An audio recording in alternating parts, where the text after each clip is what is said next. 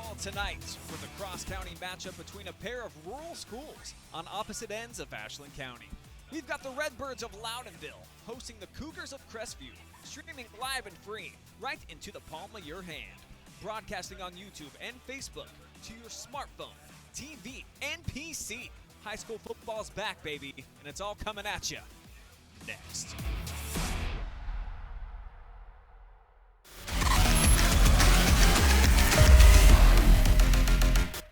Instead of paying for some big-name spokesperson, Casasa Checking gives that money back to you in cash rewards. In fact, you just bought me this cup of coffee. See how that works? Amazing! Free checking, cash rewards. Take back banking with Casasa. Kissel's Lawncare. There's no job too big or too small for us to handle. With top-of-the-line equipment, we are guaranteed to complete your next landscaping job efficiently and professionally. A hard-working, dedicated team is what we take pride in, bringing to every job to make sure the results are the best they can be. So the next time you have a landscaping project that needs done, think smart and think Kissel.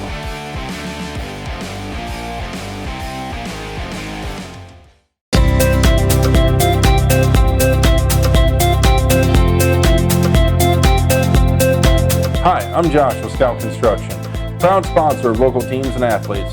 Check out your favorite local sports right here on the OH Report. The 2021 season kicks off on Thursday night, where two programs will clash. Two rural communities often overlooked and overshadowed. The Cougars of Crestview travel to Loudonville to take on the Redbirds. A rivalry long-rooted and full of fierce competition, two programs hungry to start their season off on the right foot. Will Loudonville tame the Cougars, or will Crestview hunt down the Redbirds? Only time will tell who will become victorious.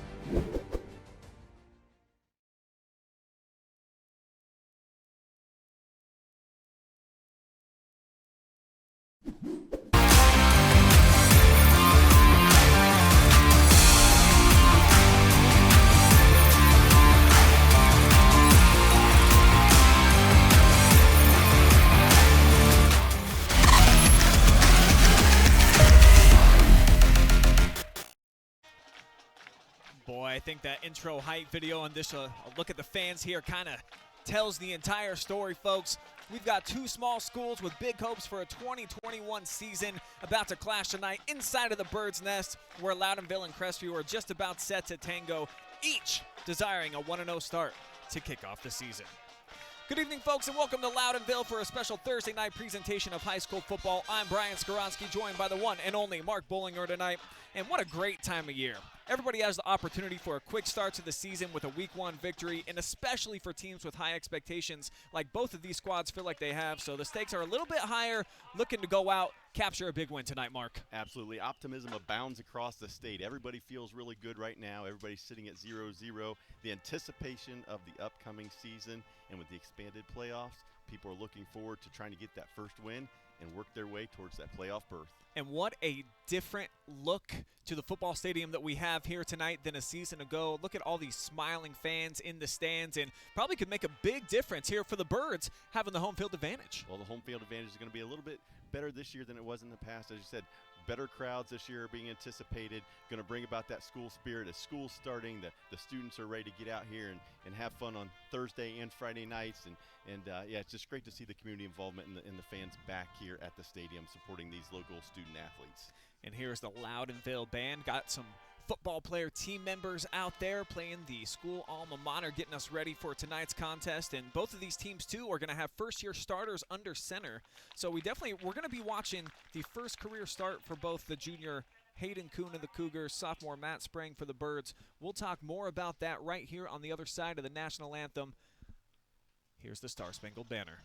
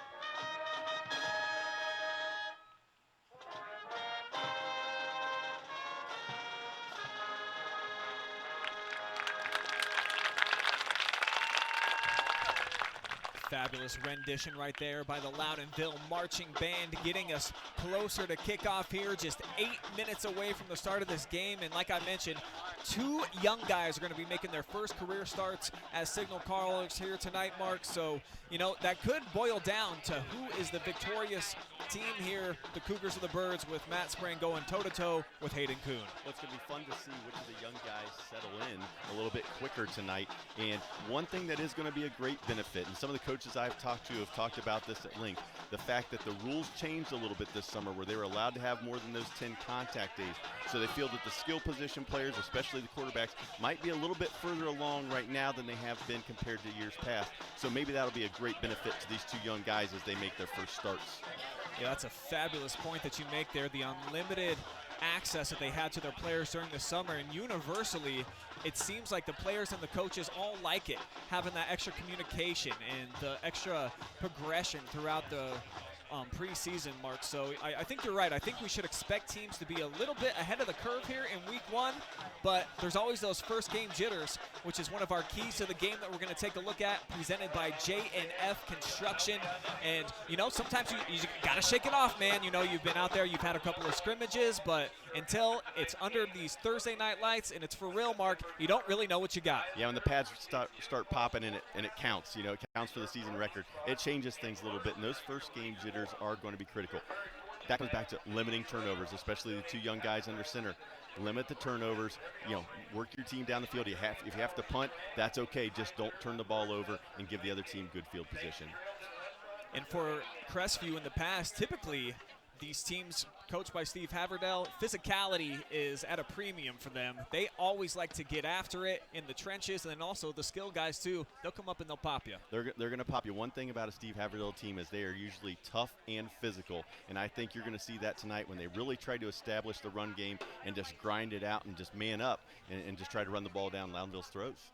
And that is the game plan tonight for Coach Haverdale and his bunch, with a first-year starting quarterback. And granted, it's a Coon. We know that name, of course. We just had Ross here, the starter for the last couple of seasons, a record breaker for them this past year. But it's going to be his first career start, so they're going to try to ease him in if they can with a couple of running backs, keep it on the ground. So quarterback play, that's our last key here, Mark. We already touched on this, but, you know, it's a big one, most important position in sports. It is a big one, and they said the running game is going to take the pressure off of both the young quarterbacks, so I'm sure we'll see both teams try to establish that run game, control the tempo, control some clock, use up some of that clock early, and we'll just see who gets off to a good start and get this thing going in about 5 minutes.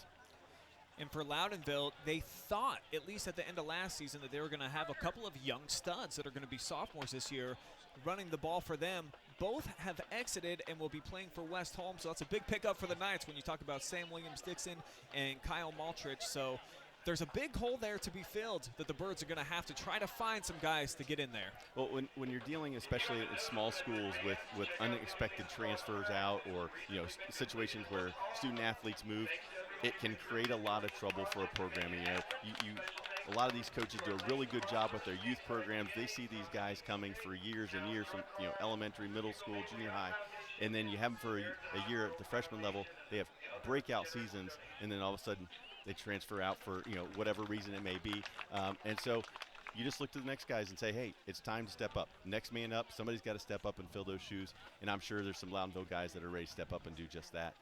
And that's exactly what the Loudonville coaching staff told me, is that, hey, these other guys, they can play too. You know, they're lacing up the shoes here tonight. They're coming out here. They're expecting to get their touches and make the most of them. So certainly I think we need to keep an eye on a couple of key guys here for the Birds in Gabe Sprang and Zach Frankfurt, 2 top returners in terms of the receiving game. And then Peyton Reagan is the guy that I think that they're going to try to lean on a little bit when they put it on the ground attack. I expect we'll see a lot of Reagan, and like you said, you know, it's always next man up, and it's an opportunity. And for some of these other guys, hey, here's their chance to shine under the lights. Get me the ball, coach, and let's see what I can do. And on the other side for the Cougars, you talk about having to get some new guys plug and play into the lineup. They graduated, I believe, 12 seniors from last year, maybe the most decorated football class that they have ever had.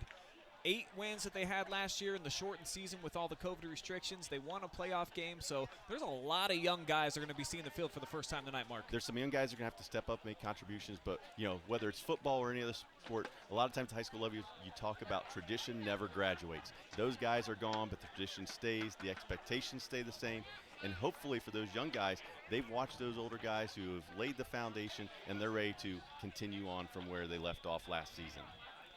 Looks like the Cougars have made their way out onto the field, getting ready to march out here for week 1 on a special Thursday night presentation here on the OH Report. And boy, we got a ton of live and free games coming up for you throughout the entire season. I believe I counted just south of 60 that we got, Mark, so it's going to be a lot of fun. That's a lot of fun and a lot of football for fans that want to watch.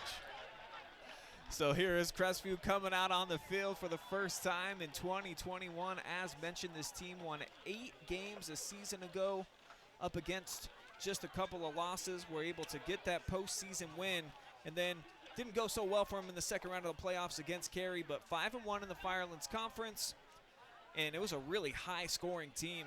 418 points they scored during those 11 games, so 38 points per game is what they were putting up last season. It's a little bit different look, of course, here when you talk about Evan Hamilton no longer in the lineup. Chase Shiflett is gone. Ross Kuhn, the record-breaking quarterback. So it's going to be a little bit different look out here, Mark, but it doesn't mean that they can't be just as successful moving the ball in different ways. Right. The look may be a little different, but Coach Haverdill is looking for the results to be the same. Sure. When you're in a program that scores 38 points a game, they know how to find the end zone, and I'm sure they're going to continue to try to do that tonight. But like we said, look for it to happen on the ground, because that seems to be the bread and butter for the Cougars. And for Coach Pataglia and his staff, first year, been here with the program for 5 seasons, but getting his first chance as a head coach, super exciting for him and these kids coming out here. As mentioned, they lost a couple of kids that they thought were going to be key contributors, but that doesn't mean that there aren't other guys that can step in, and when they get their moment to shine, sometimes it happens, Mark, with the guys that you're not expecting step up, big contributors. Absolutely. Guys get the opportunity, they step forward to do so, and it's also going to be critical for Coach to stay calm. Making that change from the assistant role into a head coaching job, first game of the season, you're now the guy who's, on the hot seat, you're the guy calling the shots. So you want to have that enthusiasm, but you also want to stay under control and poised and make the right decisions to put your team in the best position to be victorious. Coach John does have some great enthusiasm. I was watching him when I was out on the field in the pregame, and he's just one of those type of dudes, always got a smile on his face, looked like a super positive guy with the kids. So from what I've seen, at least here today in the pregame, the players have bought in, they like their new coach, and he's got them feeling like they can come out here, put on a show for the home fans tonight. Absolutely. The body language and nonverbal showed that he is invested in this program and invested in these kids, and he is a positive guy, and he's looking for a positive result tonight. Well, that is going to do it for our J&F Construction pregame, as we are just about ready for kickoff. The Cougars are out on the field. Here comes Loudonville. They are going to kick off. So it should be the Cougars starting lineup for offense that's going to be starting out there here tonight versus the Loudonville defense. Should be a fun matchup overall. Really excited to see what the 2021 version of Crestview looks like when it comes to the offensive end, because they do have those 2 stud running backs that return. And we're going to get a chance to see it right away. We'll see what happens after the kickoff, and we'll see if they go to that, or if they're going to use this time that they've had this summer to propel that passing game along a little bit, to maybe open it up a little bit and shock maybe not only us but Loudonville. So the Birds do have it teed up. Baylor Weiser getting set to kick it deep. And it's actually going to be a short kick. It's going to be fielded just south of the 25-yard line. And a pretty decent return by Bryce Perkins. It's going to have the Cougars set up at the 35.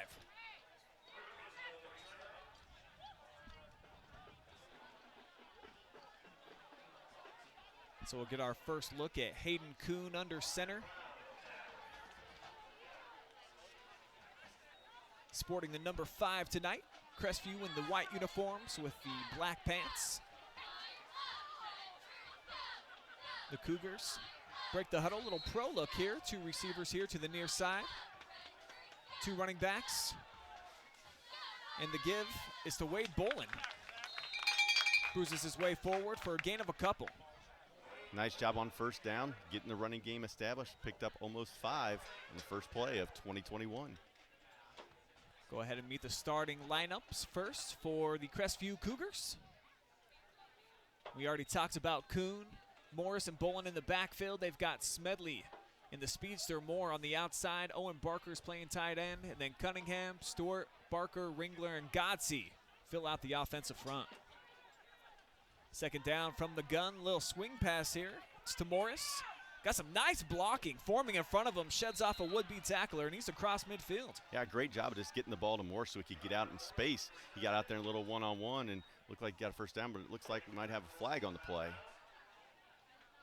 There is a flag on the far sideline right in front of the Crestview bench. And this one's going to go against the Cougars. And the flag way downfield, too, so it came after the first down was already established, Mark.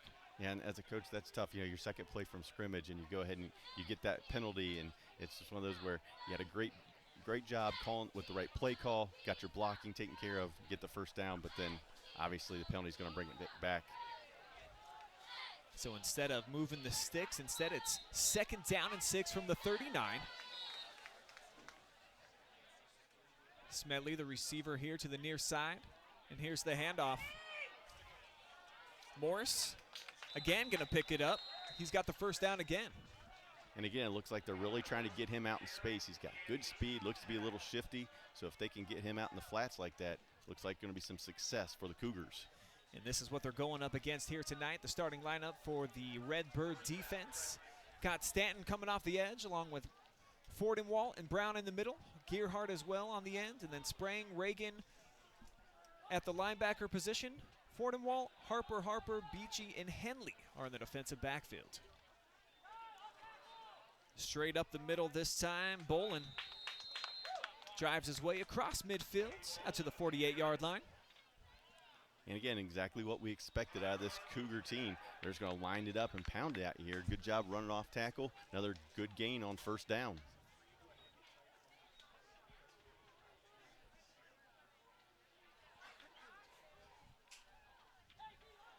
So it'll be a second down and 5.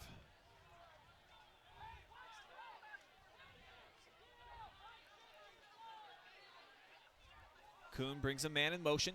They'll hand it off. It's going to be Tanner Moore, 6'3" senior, and boy, he can really blaze. This is a track star, guys, and look at him into the open field. Looks like he stepped out of bounds at about the 33, but you can tell if he gets a little bit of open space in front of him, boy, can he go. Yeah, the Cougars look like they're really trying to attack the open field, get guys out in space and see if they can use their speed to make some guys miss and just get some space. And again, barely stepped out, or thought he was going to cut it back for a touchdown. Number 20, you certainly, I think, could peg as an X factor for this club this season. Looking to fill the shoes that have been left by an all-district type of guy like Evan Hamilton, and I think Tanner Moore has all the physical tools that you look for to try to step up, fill that void. Here on 1st and 10, out to the 25-yard line, it's going to be a gain of 8 for Crestview.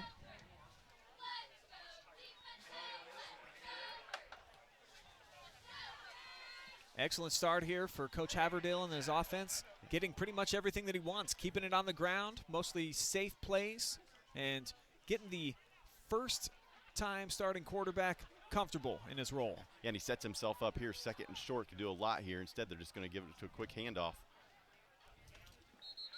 Morris gets driven back, but not until after he picked up what they needed to move the chains again, so it's going to be another first down here for the Cougs.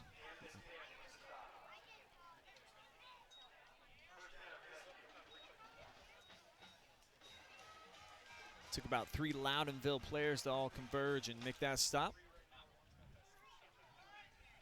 Again, just another methodical opening season drive for Crestview, just putting the ball on the ground and just grinding it away. Morris, the deep man. He's got the give, but stuffed up right away. Nice big hit in the middle there, brought down by Peyton Reagan. Good job there by Loudonville's front. First time we've seen on this drive that they've done a good job and basically 1 first down. Now we're going to get, 2nd and 8 here for the Cougars. This is how you can win the game here, too, with a young quarterback. Get them into these 2nd down and long situations where, like you were just saying, now the playbook, it's got to be a little bit more open. Can't play it safe here. Bird stacking the box. Here's play action. Kuhn rolling right. Steps up, and then he gets dropped in the backfield, and it's number 44 again, Reagan making the play. Nice job by Reagan, just trailing the play. Quarterback tried to get out wide. He just stayed with it, was able to bring him down from behind, held him to a short gain, maybe even a 1-yard loss. So it'll be 3rd and long here from the 21. Can the Birds get a big stop here and then make it decision time here for Crestview with a 4th down? I'm guessing it's probably 2-down territory here for the Cougars anyway. But we'll see what they can get here on 3rd and long. Morris motions. Kuhn steps up, fires, too tall, and it's nearly picked off by Beachy. In and out of the hands. Right idea. Ball just sailed a little bit on him. Thought we were going to have our first turnover of the game. Instead, it's going to set up 4th and 9. And it's almost a good thing that sailed there. I mean, that was just trouble everywhere for Hayden Kuhn. Kind of locked on to that number 1 target, and it was the perfect coverage there for the Birds. Had him covered underneath and then over the top. 4th down and 8. Big play here.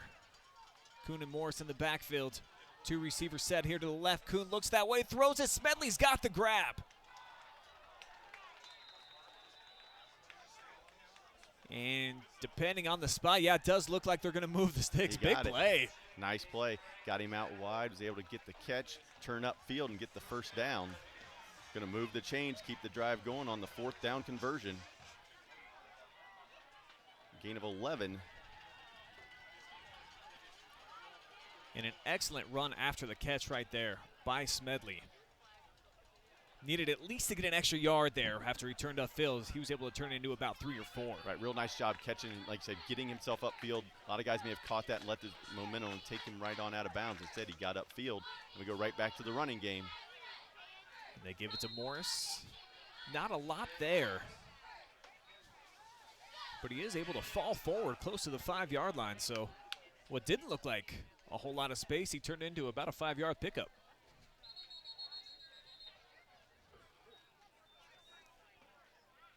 It'll be interesting to see as the game goes on if this kind of methodical, grinded out action wears down Loudonville as the game goes on, because Crestview's just pretty much lining it up and we're running it right at you, just trying to wear down that front for the Birds.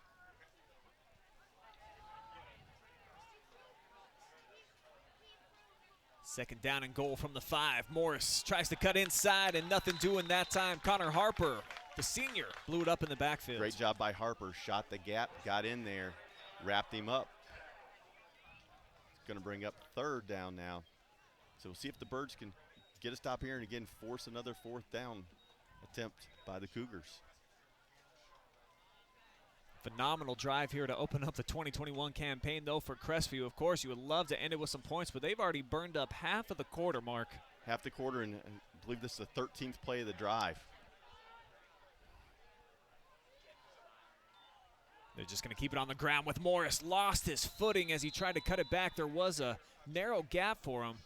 Yeah, they ran the counter action there, and Morris had a gap. It looked like he was going to be able to get into the end zone. Instead, lost his footing, falls just a little bit short. And again, a big 4th down here. Big play early in the game for both teams. It's exciting stuff. It's going to be 4th down goal from about the 3-yard line. Kuhn and Smedley entering into the huddle here. Gabe's going to split out wide up top. So we might see Kuhn here on a little rollout, run pass option off of this.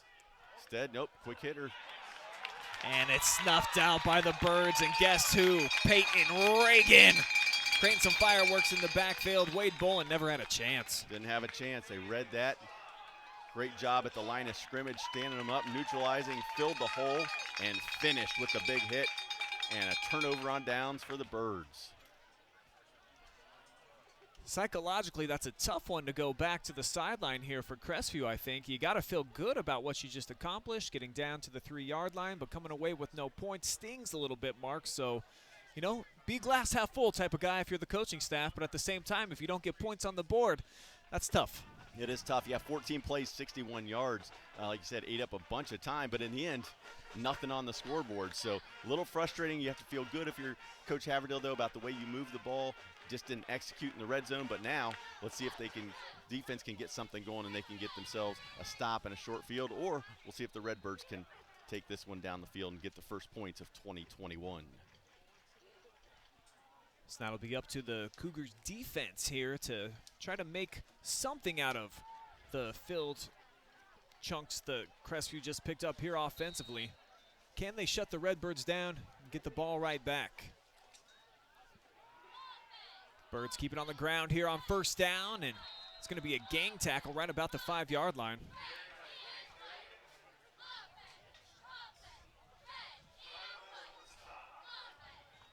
Let's go ahead and meet the offensive starters here for Loudonville. We mentioned Sprang in the pregame, making his first start here tonight. Reagan's going to be in the backfield. We've got Gabe Sprang, Frankfurt, and Harper at the wide receivers, along with Henley. And then a solid offensive line with Stanton, Brenneman, Weiser, and Pierce. Second down, they keep it on the ground. And again, it's big number 44, Reagan, making his presence felt. Well, the Birds went to 4 wideouts. Little quick handoff. He got outside. Reagan got outside and got himself some space. First down for the Birds. Finally tackled there at the end of the play by Connor Morris. So backed up within their own end zone at the 5-yard line. Reagan gets a 14-yard run. Gives them a little bit of space, a little bit of cushion. Open things up a little bit more here in the playbook. So out to the 19-yard line. First down and 10, 3 wide. Sprang looking. Gonna break the pocket. Flag comes in, but as of now, looked like he was able to evade there, Mason Ringler, and then pick up a couple, but we'll have to wait and see what the penalty was. Probably gonna get a hold. That's exactly what the call is gonna be, so it's gonna back him up 10. Now you may see Loudonville come back to that. You know, with run the spread formation, there's some gaps there for some quarterback draw, some looks like that. So if Sprang doesn't have anything, he looks to be a little bit elusive here. So you might see him drop back and go with the quarterback draw and create some good gains in that running game with those lanes that open up by the offensive line. And here's the starting lineup presented by J&F Construction. The defensive starters here for Crestview. Certainly highlighted by a few of the returners. Gotzi in the senior role this season. Morris was spectacular last year. Smedley now at the strong safety position, filling in for a kid who was a first-team All-Firelands Conference safety last year, and Ross Kuhn. There's Sprang breaking the pocket. Not a lot of room out there on the far sideline, though, so it will bring up second down and long. Good job by Crestview, making sure they kept containment, continued to keep their assignments and stay home and limit him to a short gain.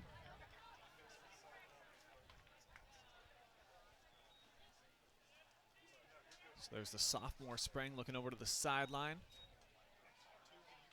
Looks like the play call is coming in kind of late here as the play clock down to 12. And possessions are going to be at a premium tonight. Looks like both teams are going to try to control the clock. So, you know, when you do have a chance to score, like Crestview did early, you might need to get those points on the board because it may cost you later. Sprang does just get the snap off, and he's going to be intercepted. And here's a house call, 10 or more. Reservations for 6. Great job by Moore reading the play, cut in front of the receiver, and took it to the house. So the Cougars get one on the defensive side. Tanner Moore with the big INT and taking it in for the first points here of 2021. It looked like earlier in the game he might get it on the offensive end on that around the end play, but instead picks it off, takes it in. I talked about the fact he's an X factor on this squad. You don't get much bigger than a defensive score. And that is big for momentum. It looked like Loudonville was trying to get out of their own their own territory a little bit there, and then of course the turnover for the touchdown. An extra point's going to be added on to make it 7-0. So the key mistake, the interception thrown by Matt Sprang on his first pass attempt of the season. Moore just read it all the way, undercut the intended target, Connor Harper, and all the way back for a big Cougar score. Now it's going to be the mental game right here. You have a young quarterback, first start out there, made a mistake, cost him. Now bounce back. Let that play go. Forget that one. Get back out there. Positive attitude. Give him something here. I'm guessing as the coaching staff, you're right now as the offensive coaching staff, you're probably talking like, what are our best play calls? Something simple that we can get him going again, get him some confidence. We don't want him overthinking this and making another mistake, on top of that one. Might even see him come out on first down, put up a quick little throw, just get his confidence built back up, let him know, hey, buddy, long game. You just gotta let him die sometimes when the bad things happen. Right, or even maybe run a keeper, let him get hit. A good hit will also do the same kind of thing. So, we'll see how they respond here, but great job by the Crestview defense to get the first point for them of 2021, and they're feeling good, leading 7-0 with 3:35 to go here in the first. Pick 6 by Tanner Moore. First points of the season for Crestview. I see he's out here, the senior, playing special teams as well, the gunner on the outside. And for these small schools, that's sometimes it's a privilege, Mark, because they need you. If you're a great athlete, you got to step up and play about 4 different roles if you can. Right, and if you're a competitor, you'll love it because you don't want to be off the field. You see a lot of guys, at some bigger schools who are begging their coaches, like, Coach, let me play both ways. Let me play on special teams. It's one of the great things I love about smaller schools is you get these young men in this situation where they get the opportunity where they don't have to come off the field.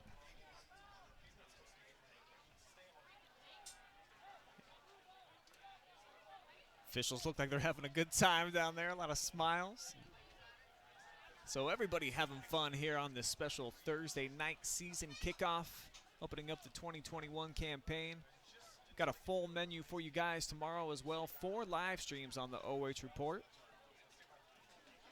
Have 3 highlights coming for you too. Just about every week we're going to have at least 10 games of coverage. So nobody in all of North Central Ohio covers as much football as what you're watching right now. This one's going to be fielded at the 20-yard line. Here's Harper, big space. There we go. Harper to the outside. He's got a block. It's a foot race, but there's Moore, the fastest guy on the field, able to chase him down. But how about flipping the field there? The senior setting up his young quarterback in the red zone. But what a great response to adversity. You give up the pick 6, you go down early. Things could have quickly went away. Instead, Harper gets the kickoff and takes it down the left side and puts the Birds in great position to get this one back to even. And I think that was a great picture right there to show just how fast Moore was. He's about 7 yards behind the play, caught him about 30 yards later. Right, did a great job, took a good angle, saved the touchdown, but now it's going to be up to the defense. We'll see if Crestview can get a stop. But if you're Loudonville, you're feeling great because you got a short field and a chance here to get it even. So it's going to be 1st and 10 from the 14-yard line. 3:23 to go here in this opening quarter. First drive of the season, they started in the shadow of their own goal line at their own 3. Now we're on the 14-yard line of Crestview. The fortunes have changed this go-around for Matt Sprang. And here he is on first down from the gun. Looking left all the way, throwing that way. This time he's got his first completion. Zach Frankfurt pulled it in on the far sideline. And a real good job by the offensive coordinator there. I love the play call of coming right back and putting the ball in Sprang's hand and letting him get another pass under his belt right after that last pass was a turnover for a touchdown. Real nice job. Great completion there to get 2nd and short. It's going to be an eligible man downfield, however, for the Birds. So that first completion of the season going to be wiped out, unfortunately, for Matt.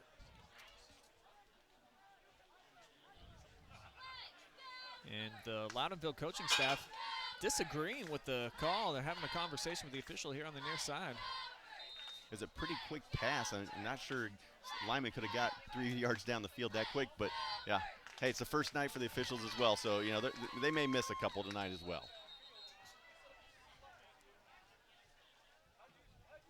Referees do stop the clock here to reset the play clock.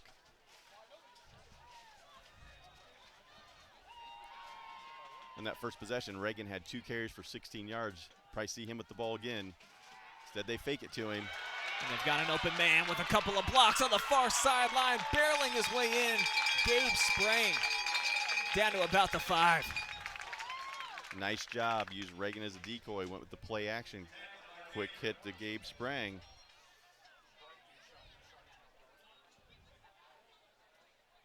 So perhaps younger bro hooking up with big bro.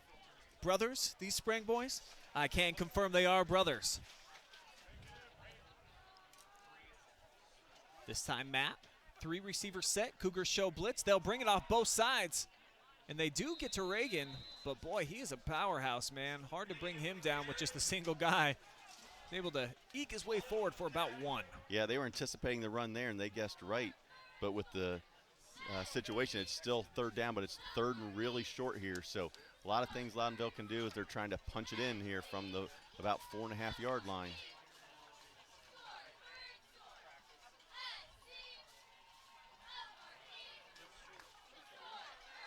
Will the Birds put it in the air? About to find out. Sprang with Reagan behind him. He'll turn, they'll just hand it off. Hold to the left side. Collapse quickly though. Boy, look at all those Crestview bodies inside. Looked like Aiden Gotze was the one to finally make the stop. And I think you might see that the next couple plays until they can hit pay dirt. I don't think the ball's going to come out of Reagan's hands. Was able to get just enough for a fresh set, so 1st and goal now from the 3-yard line, and you're right. I don't think giving it to 44 4 straight times sounds too bad at all. He's a workhorse. Yeah, you got 1st and goal from the 3. Give it to the big fella and see if he can pound it in. Birds do spread him out. They've got one-on-one coverage on the outside. Not a great snap. Sprang able to corral it. Reaching for the end zone, and he's going to be stopped just shy. Probably about a foot outside. But a great job by the young quarterback of making a play off of the bad snap. Instead of it being a disaster, he's able to make something positive out of it. Gets him into a 2nd and goal. As we approach the 1-minute mark here of the opening quarter. If you're just joining us, Crestview burned up a ton of clock on their opening drive, got all the way down inside the 5-yard line, could not convert on a 4th down. And then on the ensuing Loudonville possession, Tanner Moore with a big pick 6 has the only points of the game. Birds looking to answer that right here. Play action. And Sprang is going to be sacked. About the only thing that you couldn't have happen there. Owen Barker coming in, the junior, blowing it up in the backfield. Barker blew it up, did a great job of reading the quarterback, tried to get it outside. Instead, Barker blew it up and is going to make it a difficult situation. But do we have another penalty flag? Looks like there is a flag down on the field at about the 6-yard line. No indication as of yet to what the call is going to be. Oh, big call right there.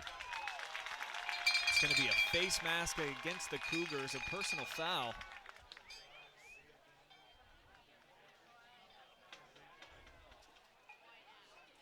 It doesn't appear that it happened on the tackle there for Barker. Must have been outside of the actual play itself.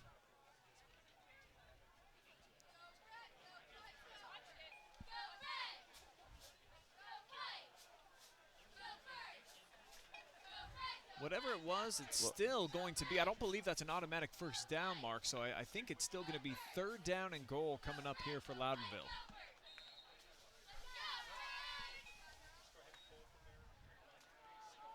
But at least it's going to come back to execution then. Yeah, well, it gets 3rd and goal from the 3 here. We'll see what they draw up. Sprang turns, hands off Reagan, big Cole, and he's in there. Touchdown, Birds. Great job going off left tackle. The big fella got going, the offensive line opened a hole, and he finished the drive.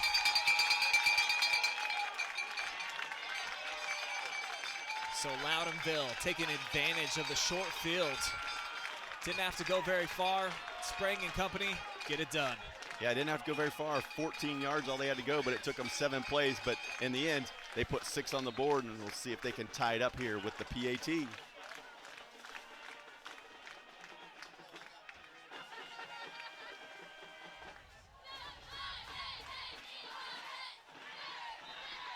the kick is up. It is through from the Loudonville kicker, Aiden Neighbor. So we are all square at 7 apiece. It's been a really fun first quarter. We've seen a little bit of everything. Great run game, some stellar defense, big-time playmaking ability, some weird calls. Breakdown of special teams. Let's go, Mark. First Football's game, back. first game. Where else would you rather be on a Thursday night? But again, what a great time of year. Beautiful night here in Loudonville. Good crowd out here, back supporting these high school student athletes. The bands are playing. Like you said, what a great night. Where else would you rather be? What a wonderful weekend to be kicking off high school football. And I know a lot of the other sports are underway. The golf teams have been playing, the tennis teams. Volleyball is going to be getting started. The soccer teams are getting started. So, good luck to not just the student athletes out here playing tonight, but all those in other sports. Hope they have a great season and stay healthy and enjoy having the family and the friends back in the stands watching them play. It just makes such a difference for the entire environment of the game. Being out on the field pregame and just watching people piling in through those turnstiles and coming out here, Mark, it feels like football is officially back, man. You can feel the energy. There's energy in the stadium. That's one thing we talked about last year with football and basketball. It seemed to be lacking something, and it's back tonight, and we've got a good one so far. Weiser with the kick. It's going to be fielded right about at the 20-yard line. Nearly breaking away from the pack there was Addison Raymer. Yeah, Raymer had one man to beat. He wrapped him up about the 39-yard line, but a nice return of about 20 yards. Going to set Ashland Crestview up with a good starting field position. Last time and the only time that the Cougars had the ball here in this first quarter, they drove right down the field, got it inside the 5 and could not capitalize. We'll see what happens here on drive number 2 of the season. Going to bring a man in motion. Kuhn fakes to him, straight up the middle. Tripped up down low, 5-yard pickup on first down. Well, and that's going to start to open up a little bit more as Moore becomes dangerous. We saw what he did the first time they had the ball. We saw what he did defensively. So that little jet sweep action is really holding those linebackers, and that allowed Kuhn to be able to fake the handoff and cut it up the field for a nice gain on first down. That's going to take us to the end of the first quarter. We're all square at 7 apiece. You're watching live and free high school football exclusively on the OH Report.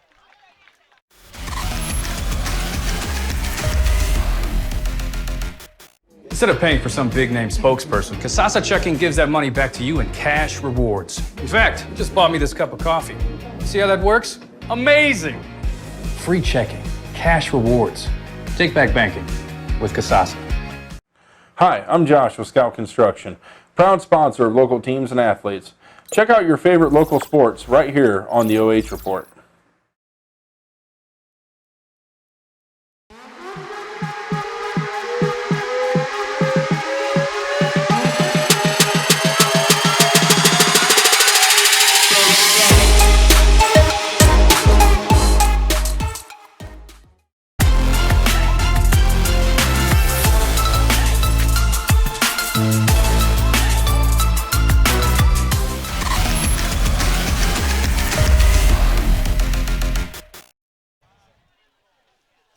Score is 7-7 here at the Bird's Nest, where Loudonville and Crestview, Ashland County rivals, locking horns here to kick off the 2021 football season. And a lot to really unpack there from that first quarter. We'll see how Crestview follows up their opening act on offense here with their second drive after they had so much success on the ground. Here comes more in motion again. They're going to stick with that, and I think rightfully so, but Kuhn brought down by about 3 birds. We're all able to get to him pretty quick, Mark. It looked like it was Reagan that came on the blitz and was able to get to him before the play could develop. What a player this Reagan is. He's a nice player. Looks like to be about a loss of 7. So Peyton Reagan been into the end zone, had his hand in about probably 5 tackles already so far tonight. He's the early leader in my clubhouse for the Kissel's Landscaping, Spraying, and Painting Player of the Game. Here's Gabe Smedley coming up the middle. He's the speedster too. High stepping his way out across the 50 before he's knocked down. Nice pickup and a first down. Yeah, great job by Smedley. Got the ball, was able to cut back against the grain, weave his way through, fight for a first down to keep the drive moving. Take one more look here. Kuhn looking off the defenders, allowing it to develop, letting the lineman break through, and then Smedley just enough speed to get by the outstretched arms there of Reagan. Yeah, it looked like he broke 3 or 4 tackles there and was able to get the first down. Second down, Morris throws his gloves down onto the field right before the handoff, and he takes it and he trucks his way forward. 14-yard pickup. Good hard run, just kept his feet churning as he was taking the hit and drove on down there for, like you said, about a 14-yard run. Don't see that very often where a player just eliminates his gloves right before the play, just throws them right in the middle of the field. Sometimes you just need that skin contact with the pigskin, Mark.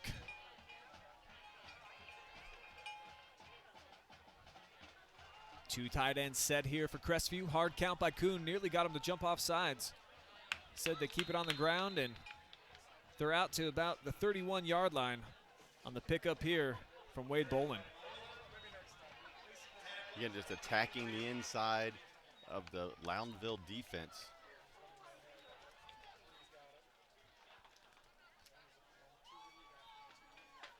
Two minutes gone by now on our Shakely and Mechanical Inc. scoreboard.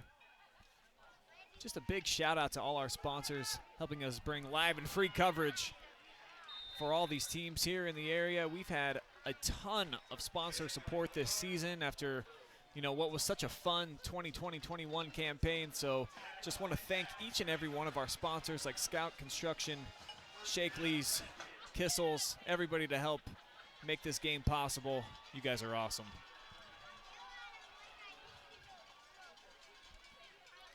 And again, you see Crestview just churning up the clock, just churning out yards, play after play, just keeping it on the ground and just taking it down the field. And looked like they tried to go off last tackle that time, but Loudonville defense is there to get a stop. Gage Bloodhart that time with the carry.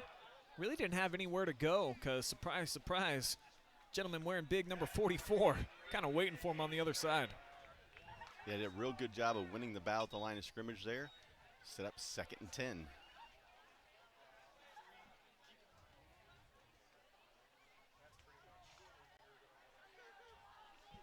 Crestview sends Smedley down here to the near side.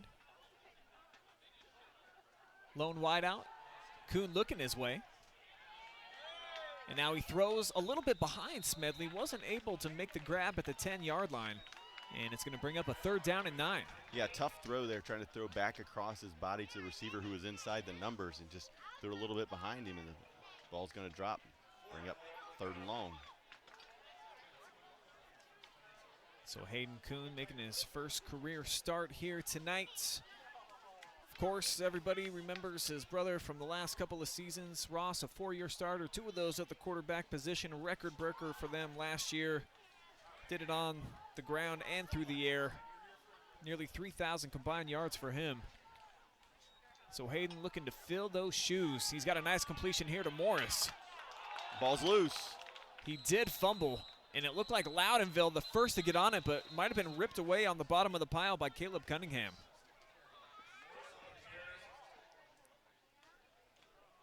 Flag also down on the field.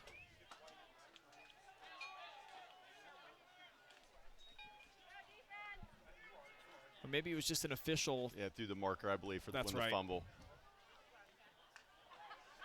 Yeah, bring up 4th down. Crestview's going to go for it again. And it was the hit by Connor Harper. Looked like he came in with his lid and was able to jar that ball loose, but Heads-up play down on the bottom. Caleb Cunningham able to get the ball back. Crestview lined up to attempt a 35-yard field goal. And we saw this kid, Devin Holloway, on opening night of the soccer season. This dude can absolutely bomb it. He had 2 goals in the Cougars opener, and look at this kick. It is up. It is through. And that's a great weapon to have at the high school level. A lot of schools don't have the ability to get, down to the red zone, around the red zone area, and go to their field goal unit. And Crestview has that, and they go up 10-7. It is a nice weapon to have in your back pocket at the high school level, like you mentioned, and in particular at some of these smaller schools.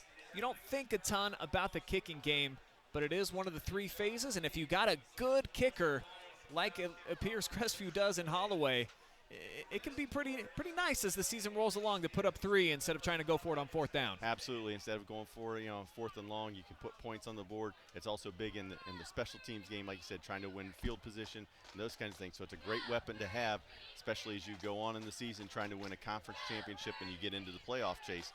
A lot of those playoff games, as the farther you advance, those field goals, extra points, going for 2, those things usually tend to make the difference in big games like that. Not to bring up a sore subject for Cougars fans, but a couple of years ago in that big playoff game against East Knox, they had that game-winning field goal that just missed. They could have sent them on to the next round. So it appears that the Cougars now at least have a kicker in place that they can rely on for those big kicks. And as mentioned, Holloway, if you guys have an opportunity, go onto the OH Report website or check out our Facebook, Instagram, YouTube. Check out the Crestview versus St. Peter's highlight from the boys soccer match last week on Friday Night Football. Boy, Holloway, he had 2 bomb goals. It's always great to see that. You see that at a lot of schools where the soccer team has one of their players out here kicking with the football team, playing with some of his other buddies, and it's always a nice lift for the football team, and a great job there with the tackle, and looks like we're going to get another flag on the play. Yeah, you're right. That was Morris. Kind of gave up the body there, came in like a blown-up missile into the play to make the stop. Flag down at the 33. It's going to be holding against Loudonville, so they're going to back it up again. And it'll be long field position for Spring and Company.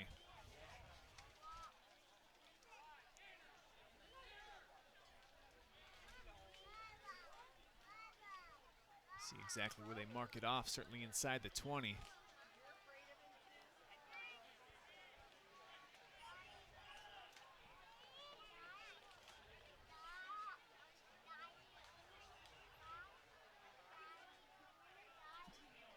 And at approximately the 15, that's where the Birds will set up shop. Excellent drive last time they had the football, though, Mark. It was a short one, but it was a good one, and they were able to convert on that. So it'll be interesting to see here. 3rd possession, 3rd series for Loudonville offense. The first one, turnover for a touchdown. The last one was a short field. They were able to execute and get a touchdown. Now they've got some space here. See what they can do. It's going to be spraying Morris, able to track him down, but not until he was able to get about 8 yards on the first down gainer. Nice job there by Sprang, reading the defensive end, making the right read and getting the ball wide into space.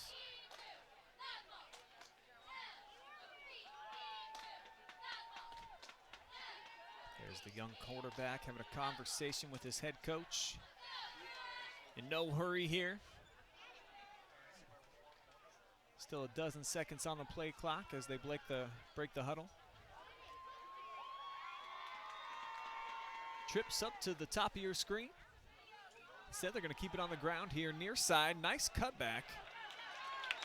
And Reagan muscles his way out across the 30 to the 32. Good job running a little isolation there, and Reagan was able to get another nice gain.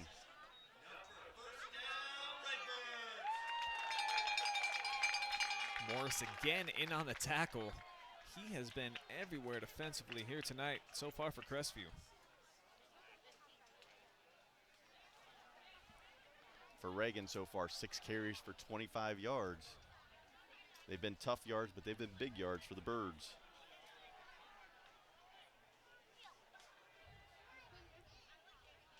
Here's the 3-3 stack look. Crestview's emphasizing this season, and the deep ball just about 2 yards out in front of the intended target, Dylan Fenton. But I like the look, I like the read, the one-on-one coverage, and the receiver had a step just a little too far. Absolutely, put in a good place, put it on that outside shoulder, give his receiver a chance. But again, that's kind of play that's going to loosen up that defensive front a little bit, make sure that they respect that passing game, and look for the Redbirds to come back to that later in the second half. Brings up a 2nd down and 10. Loudonville with a 3-receiver set this time, the lone back, Hayden Ford-and-Wall. And he's going to get the handoff straight up the middle. Drop down after a gain of about 2.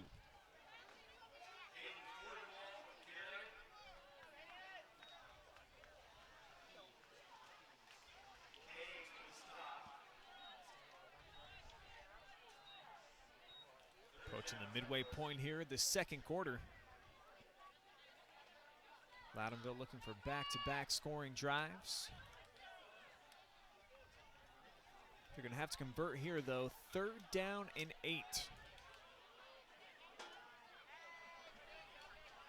And we see on our Facebook fan zone, Ross Kuhn tuning in, watching Baby Bro, as this one's uncorked deep. Looked like some tight coverage on the play. Some fans up here in the bird's nest wanted some pass interference as Zach Frankfurt was locked up in coverage with Caden Cunningham.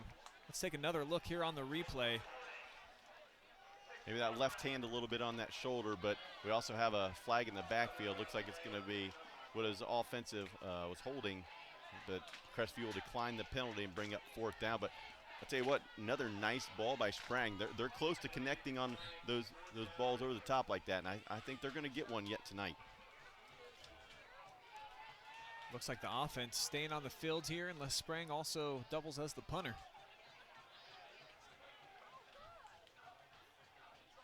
Maybe try to draw them off sides. Yeah, I think that's exactly what they're trying to do here, Mark. Now Sprang will step back. See if he boots it away. He will, but right into the interior. So it's going to be knocked down pretty much at the line of scrimmage and then recovered by Owen Barker. So did not go well, and it looks, typically in these situations, if you're going to have your quarterback double as your punter, you got to be 7 yards back. That's the standard. He was only about 5. Right, they tried to go with the quick kick after they attempted to draw him off sides. Instead, Crestview was able to get in there and block it, and in essence, basically it's like a turnover. So, you know, you get another big turnover here by the Crestview defense, puts their offense in great field position with a chance to go up by another score. Best field position of the night for Kuhn and company with the handoff to Morris. Tripped up out across the 30-yard line.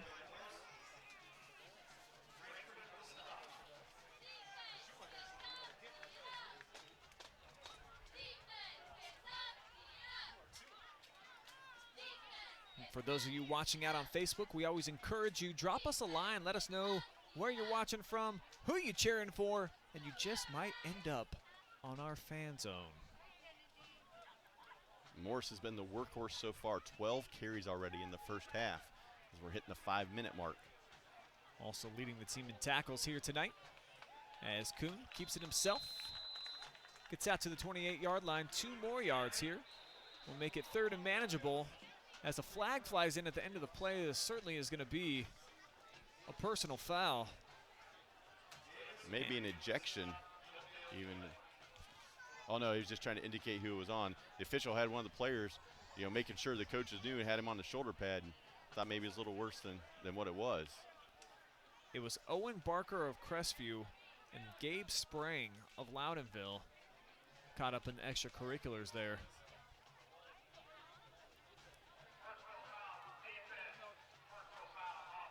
So it'll just be offsetting penalties. So just kind of a wake-up call for both teams.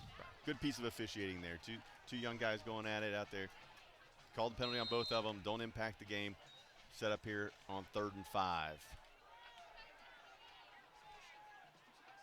Kuhn's got a 3-receiver set. 2 to his left. More down here at the bottom. but he's going up top all the way. He's got a man, and he's got a dime right on the money. Touchdown, Raymer. Great job on the wheel route. Got him outside in space and matched up. Threw it over that left shoulder. And look at the touch on this pass. Dropped out of the sky right where it needed to be. Great connection. Addison Raymer in for 6. The Cougars extend their lead.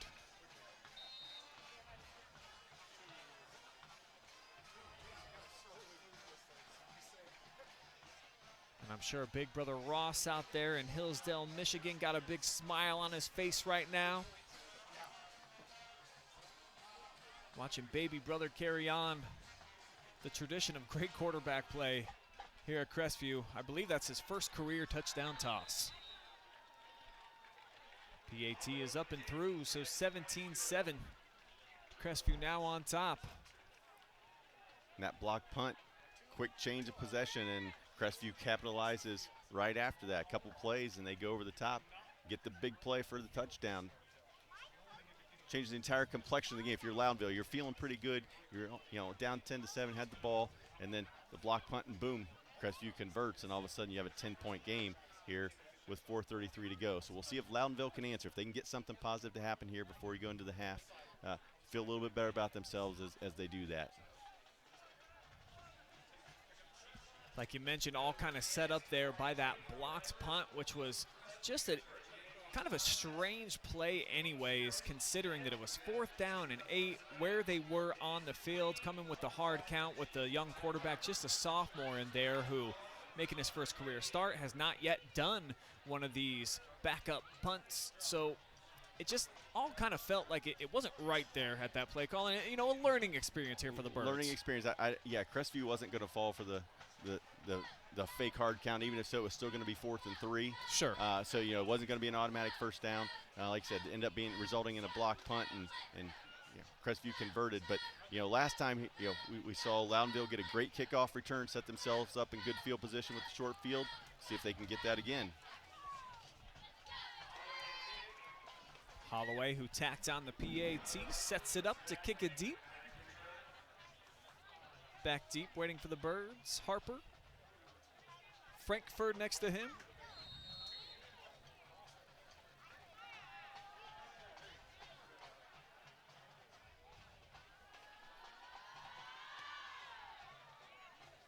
This one's going to be taken by Zach Frankfurt.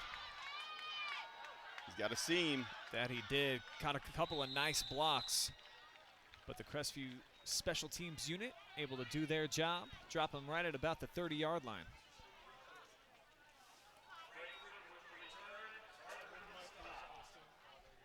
Gavin Canes that time with the tackle for Crestview. So 4:27 to go here. We'll see if the Redbirds can put together a drive, end up with some points on the board, run this clock, and maybe get themselves to a 17-14 game going into the half.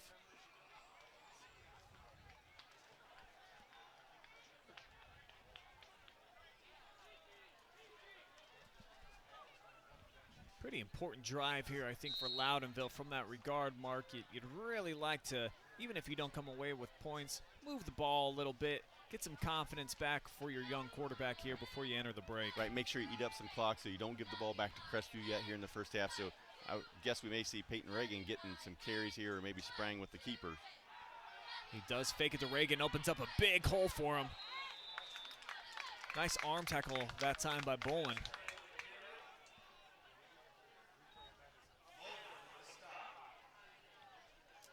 Sprang again, doing a real good job getting out to the edge and making a positive play on first down, setting up 2nd and short. Now under 4 minutes to go here in the second quarter. Loudonville comes out, 3 receivers set. Reagan the lone back. They'll fake it to him, rolling left. Sprang evades the pressure. And then goes down with just enough yardage, I believe, to move the chains. Good job by Sprang cutting up field, getting the first down, but he had that ball out there a little bit loose. As experience continues to mount for him, he'll realize when he's escaping that pressure, bringing that ball down from his chest, getting two hands on it to make sure those pursuing defenders, those big defensive linemen, don't hit him from the blind side and create a fumble on that. But that time it worked. He's able to get a first down, move the chains.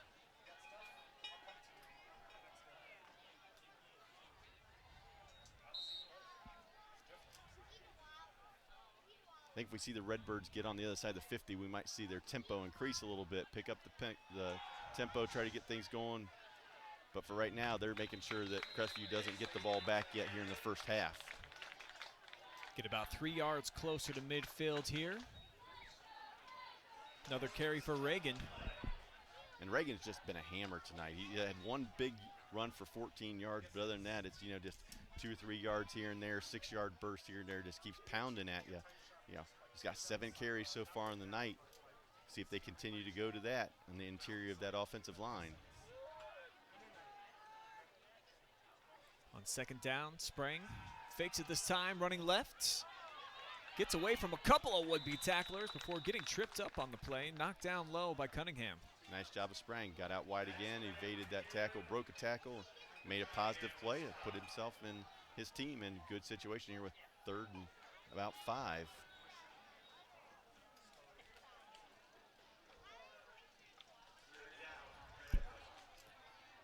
There's a nice look there at the Crestview coaching staff. Always fun to watch. So many animated guys always on the sideline, and typically those are your defensive guys. Typically your defensive guys. The offensive guys a little bit more poised and patient, and we'll see if Crestview gets a stop here. If they stop the clock with the timeout, Sprang gets away from him though. Heck of a job by Sprang to get away from the pressure. He gets the completion too to his brother Gabe, but just not a lot there. He picks up maybe a yard, and with 90 seconds left, 4th down and 4, this is where the decision now becomes big if you're Loudonville. Do you chance it and try to pick up that first down and risk giving Crestview the ball on their own side of the 50? It's a tough call to make here for a young coach and his staff. I'm guessing they're probably going to punt, try to get into the half just down 17-7. Coach Haverdale called the timeout, trying to get this extra possession here for his offensive squad and see if they can get good field position here, either on a punt return or maybe on another block, and see if they can get another score here yet in the last 92 seconds of the first half. Good look at both huddles here.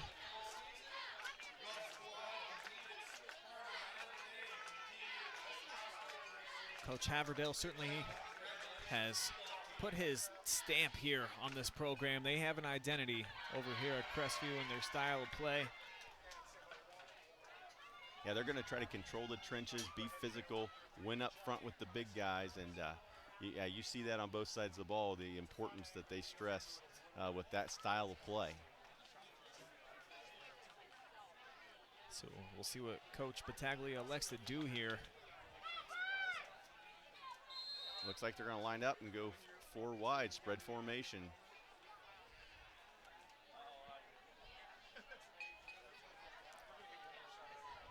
Sprang with the hard count.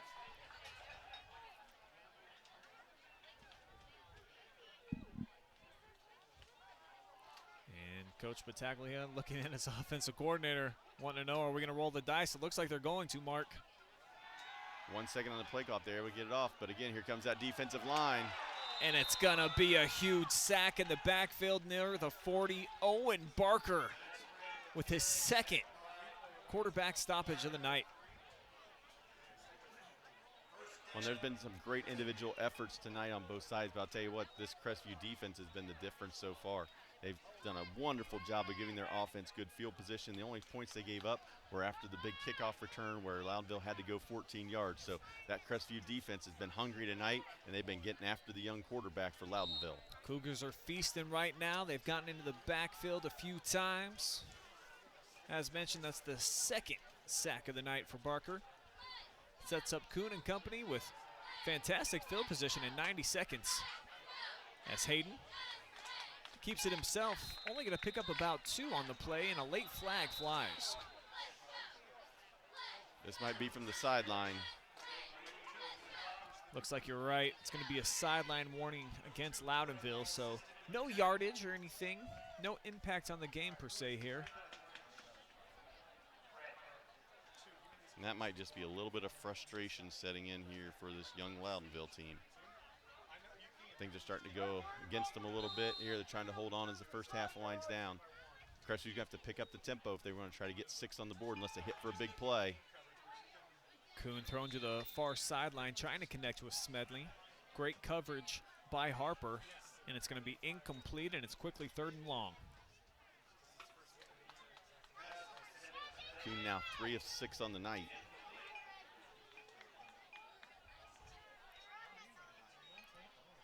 And this will be an interesting play. I think basically the entire playbook at your disposal. I imagine this is still 2-down territory with the clock where it is.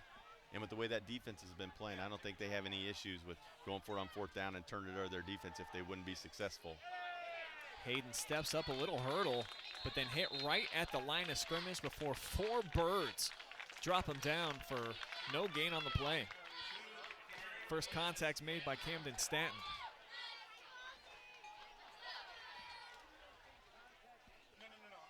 You may see him run this down as far as they can with the play clock and then try to go over the top.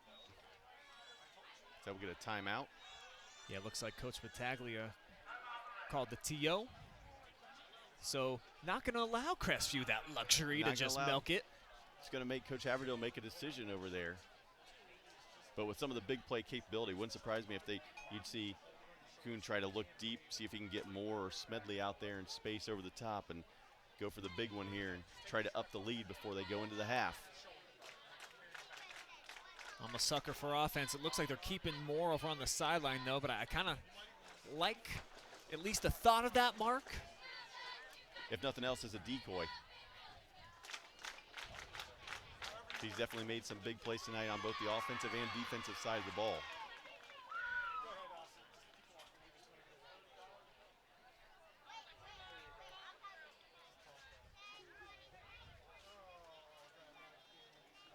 Definitely going to be interesting to see what they do here from the 41.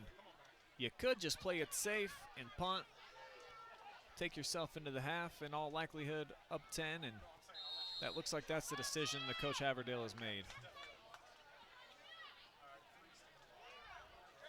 Maybe it's early season. We'll see if they have the fake game going on early. Instead, nope, they're going to kick it away. Barker with a nice looking boot, angle toward the sideline, and they'll probably mark this out at about the 15.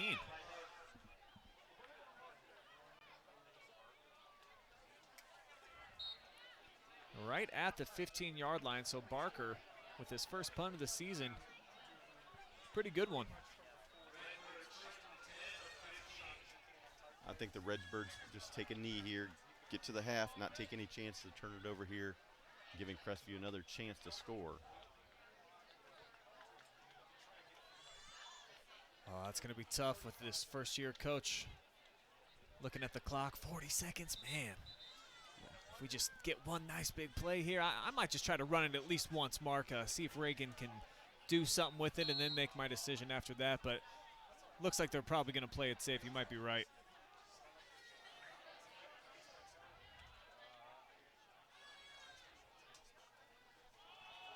Instead, they'll put it into the hands here of Fordenwalt. Off tackle draw, nice safe play call. If he busts it, great. If not, going to run down that clock and still accomplish the same goals that you had in mind if you just took a knee.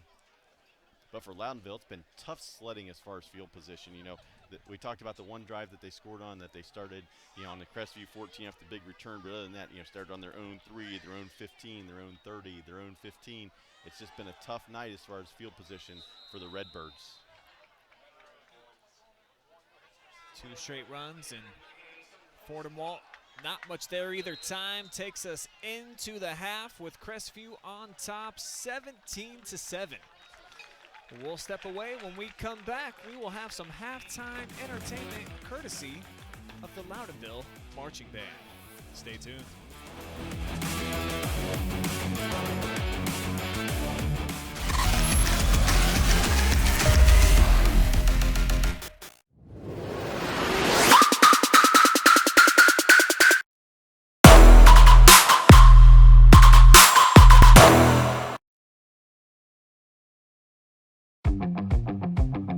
Kissel's Lawncare. There's no job too big or too small for us to handle. With top-of-the-line equipment, we are guaranteed to complete your next landscaping job efficiently and professionally. A hard-working, dedicated team is what we take pride in, bringing to every job to make sure the results are the best they can be. So the next time you have a landscaping project that needs done, think smart and think Kissel.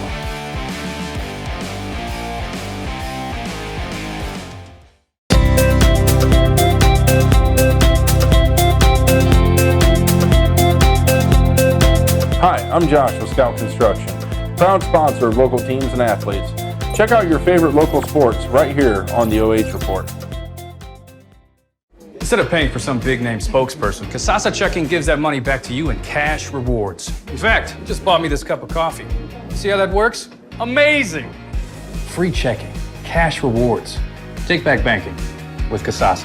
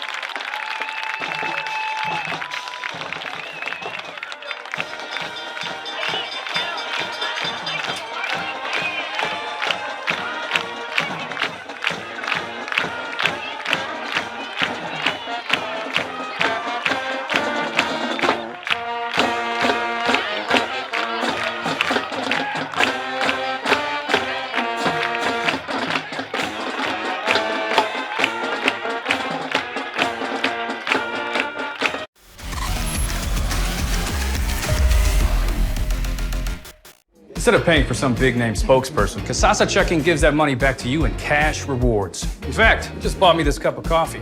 See how that works? Amazing! Free checking, cash rewards. Take back banking with Casasa.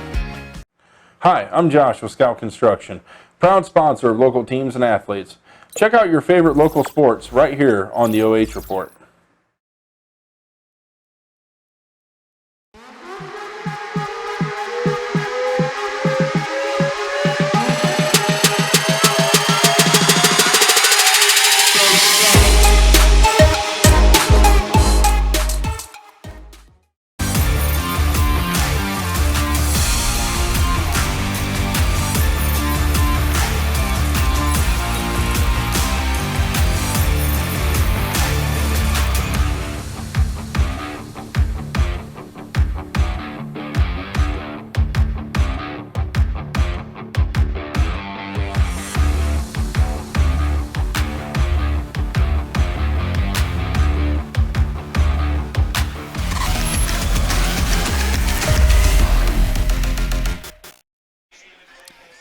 It's halftime here at the Bird's Nest, where after 2 quarters of action, Crestview leads here on the road 17-7 in this all Ashland County matchup.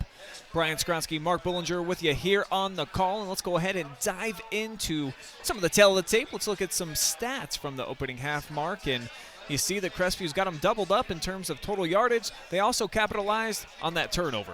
Well, and it's give a huge amount of credit to that Crestview defense. They have just dominated the line of scrimmage, limiting the Loudonville offense while getting that big turnover on the pick six and scoring themselves to give themselves a big boost here as they go in 17-7 heading into the second half. That was Tanner Moore with the interception that he brought back for a touchdown in the opening quarter after Crestview had been knocking on the door. They got stopped on a 4th down play inside of the 5-yard line. And then on the other side, for Loudonville, it's been real tough for them moving the football. Just 46 yards on the ground. We thought that was going to be their bread and butter tonight. They've tried to pound it at times in the pass game. Just hasn't really been there yet. So there's a lot that they can build on here after that opening half. Just didn't feel like they got into a rhythm at any point.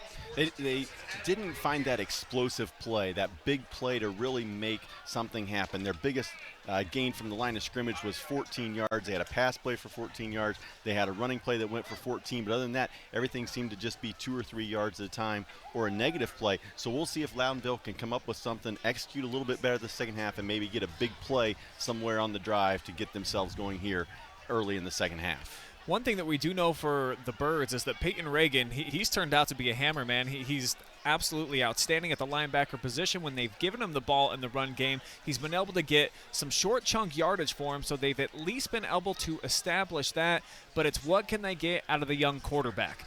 We saw Hayden Kuhn be able to drop a dime. Can Sprang step up and do something similar? Well, and I think that's what we may see early. We may see them really try to establish that inside run game off tackle, pound it towards the middle of that Crestview defense, just to let them know it's there, and then try to get the young quarterback out to the outside and see if he can make some plays with the legs or something out in the flat for an easy pass. Definitely seems like that's where Matt Sprang is most comfortable, is when he gets out onto the perimeter and he's able to have the option. Can I take off if I have some room, or can I chuck it down the field if I see somebody open? As we're taking a great overhead look here of the beautiful Loudonville Valley, one of the prettiest places in the state of Ohio. Mohican just right down the road here, so just an absolutely stunning evening here at Loudonville.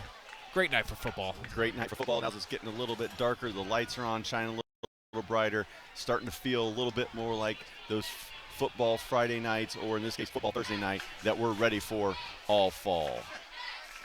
This is just the season kickoff here tonight. We are covering 2 other games in the area as well. Ontario versus Lexington, and then Tiffin Calvert taking on Mohawk. So we are all over North Central Ohio this evening, bringing you all the best matchups, including this live and free edition of Crestview versus Loudonville. And wanted to let you guys know that there's a lot of scam artists out there that will be posting on our feeds throughout the season that are telling you, click here, put in your credit card information, and you can watch the game live at this particular site. No, you will never, ever have to put in credit card information, all you have to do is go to our Facebook or YouTube, always to watch. So please don't fall for any of those scam artists out there trying to make some money off of you guys just trying to watch a high school football game.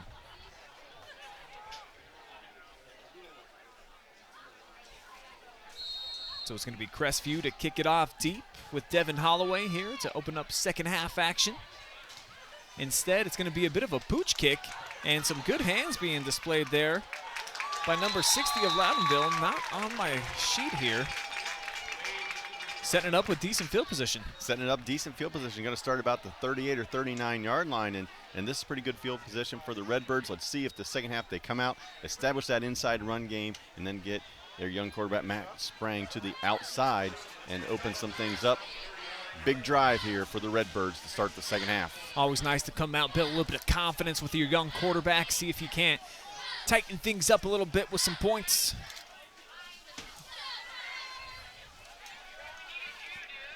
So Sprang going to be joined in the backfields by Reagan.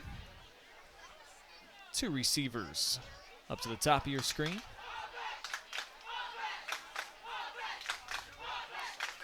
The lone wide out here to the bottom, Zach Frankfurt.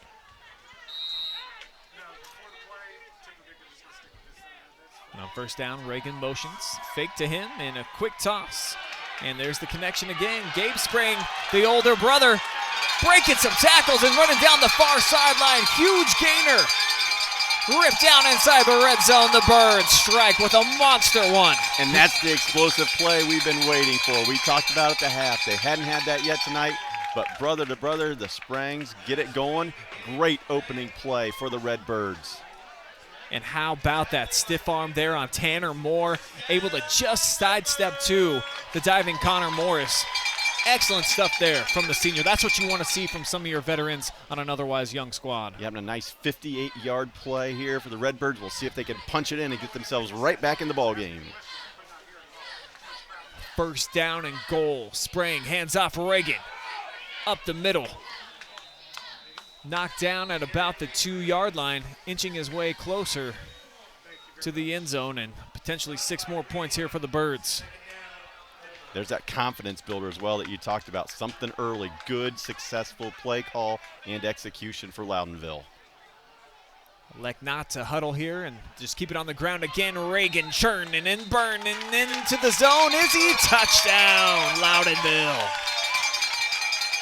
Great opening drive the second half here for Loudonville. They came out and made a statement. 3 plays, and they put it in the end zone. And that's just hard running in between the tackles there. See Barker, Morris met him in the hole, but Reagan, just too much determination, gets himself into the zone. Niebert with a PAT. Looks like he shanked it a bit off to the left, so no good. And the score will remain 17-13, but the explosive play that you were looking for, Mark, they got it there. You can't get much better than a drive that ends in 58 seconds with 6. That was a quick one. A great job again by Loudonville. Came out 3 plays. They go 61 yards in about 58 seconds. Get themselves, like I said, right back in this ball game. Now we'll see if the defense can come out and get a stop, because with that quick momentum change here, I'm sure Coach Haverdale and the Crestview Cougars on the offensive side are thinking, pound the ball here, eat up some clock, take away some of that momentum here. So we'll see if Loudonville can come out here and get a 3 and out.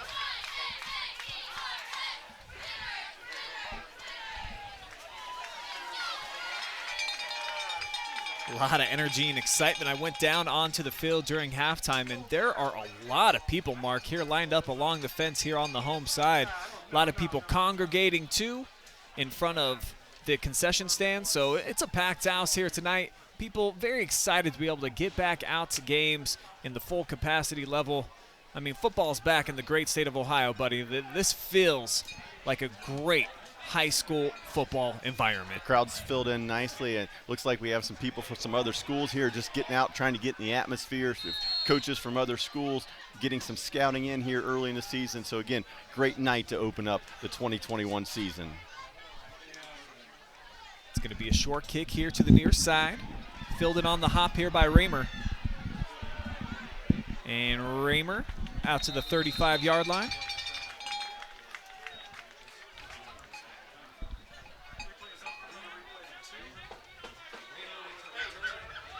See him shaken away from a couple of Loudonville defenders.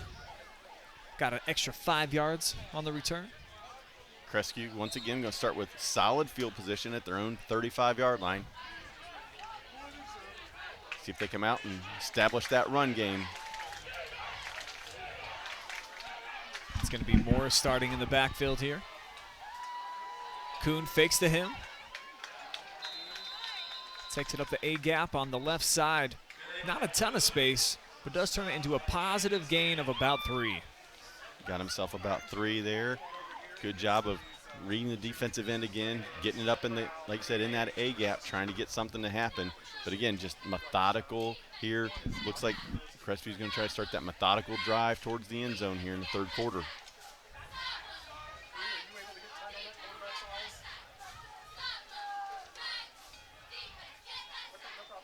Second down, play action. Kuhn going up top. He's got a man wide open. Sean Bailey breaking away from the pack. He catches a block, and he's going to take it in. The fireworks continue here at Loudonville to open up the third. Well, forget the methodical. They went play action, little fake to the running back, went over the top, wide open, 62-yard touchdown. And Kuhn put it right on the money. Sometimes it can be tough when the receivers are that open, but he puts it right on Bailey in the tight end, showing off some speed there. Yeah, Bailey caught it in open field, and he got after it and finished it off. Like I said, 62-yard pass and catch. And I think already through less than 2 minutes of third quarter action, we almost have as much offense as we saw in that entire first half combined. Absolutely, and what an answer there by Crestview. You know, Loudonville comes out, goes 3 plays and scores. Crestview says, we can do better than that. 2 plays, touchdown. So a big answer to the bell that was rang by Loudonville. Can the Birds keep the momentum rolling in their favor when they get it back on offense? So the Cougar scoring drive there, 2 plays, 65 yards in about 50 seconds. Whew. So a couple of touchdown drives by each of these squads in less than a minute of time. Fun for the crowd, but I'm sure the defensive coordinators are not happy right now. I seldom find that defensive coordinators are happy with anything, though, Mark, just to be fair. Unless there's a goose egg on that scoreboard when they're throwing the shutout, they usually find something to complain about.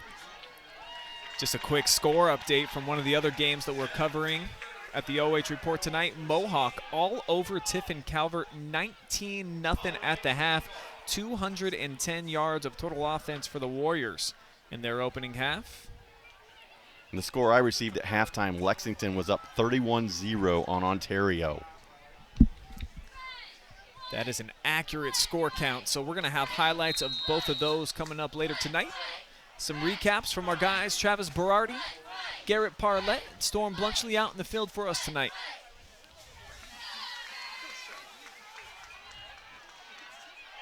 Flag flies in from the back official. Lands at about the 30-yard line as there's a minimal gain on the return. Good coverage there by the Cougar special teams. Probably a block in the back.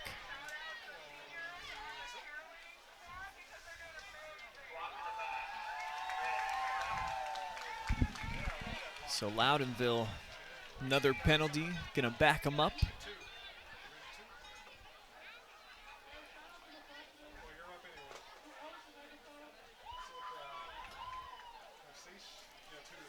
There's a look at the Loudonville student section.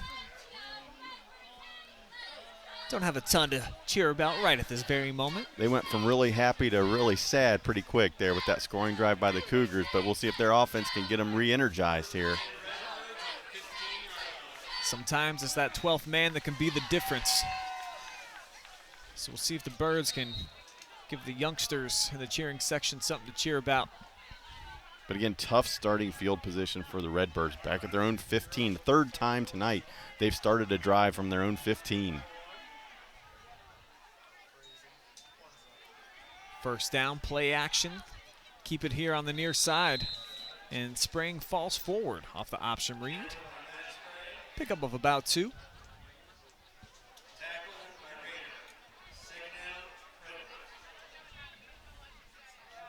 Wonder again if they're going to try to set him up and hit him with that little pop pass. And you keep using this play action and things like that just to keep the Crestview defense off guard a little bit. That defensive front for Crestview in the first half was so impressive, firing off the ball, making the right reads, and just putting pressure on Sprang that, maybe they're trying to just set something up here and see if they can get something off of a counter or maybe even a screen pass. Sprang showing off some athleticism.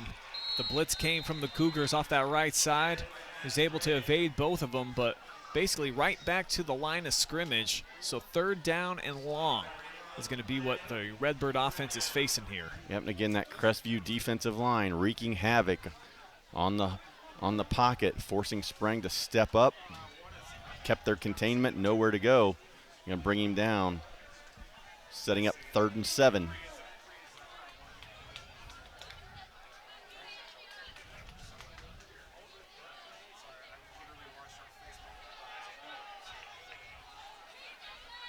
Spread them out 4 wide. Single coverage here on the near side for all 3 wide receivers. Sprang putting it up on the far side. A lot of contact. Moore nearly came up with his 2nd INT of the night. Great coverage on the play. And I'm not sure that's the DB I'd be picking on out there. He's done a great job tonight getting himself in good position. Made one great play earlier. Now on this one, forced the incomplete pass, bringing up 4th down for the Redbirds. Frankfurt the intended target on that last play.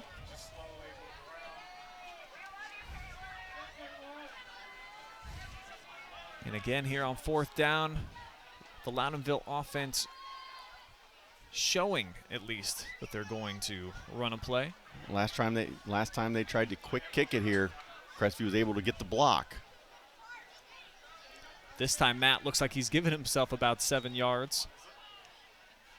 So it's a low punt, fielded by Morris. Flag comes in. I think Smedley's going to be hit with a block in the back. So as of now, Connor's got him set up at the 34, but I believe this one's coming back.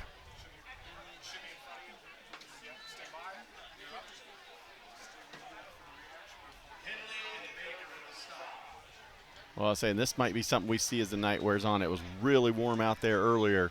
First game of the season, hot and muggy. When I start to see some cramping and conditioning come into play here in the second half, especially for these guys that are going both ways. Looks like Gabe Sprang's receiving some treatment right now down on the field, getting stretched out. As you mentioned, it just looks like it's some cramping going on at this point.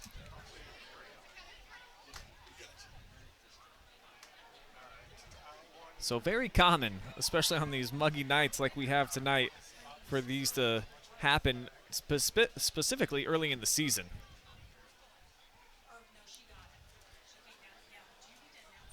It looks like they're working on both legs there, trying to get those cramps out.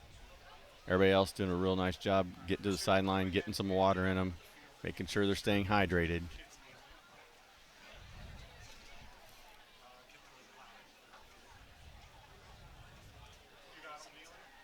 And I don't believe we ever got any indication on a flag. Maybe they picked it up, Mark. Yeah, I'm not sure what they're going to do with this. Looks like right now they have the ball resting on about the 33-yard line. So it looks like that's what they're rolling with. It's going to be 1st and 10 for the Cougars with some phenomenal field position again, and that's been a big part of the storyline here tonight. They've had a few short fields and have capitalized.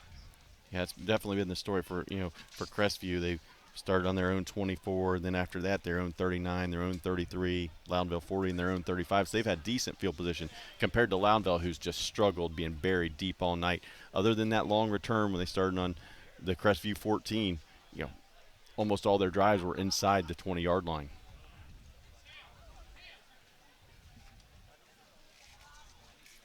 Still working on Sprang. Looked like cramping in both legs.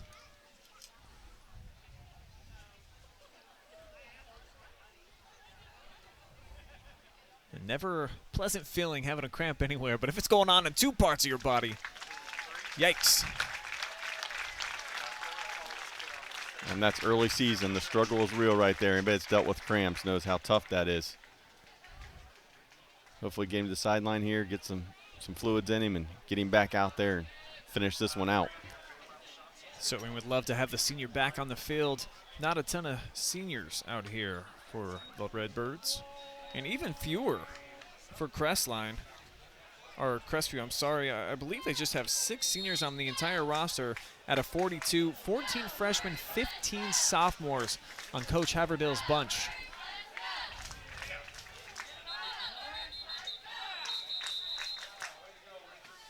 First down, I think we're going to get an encroachment call.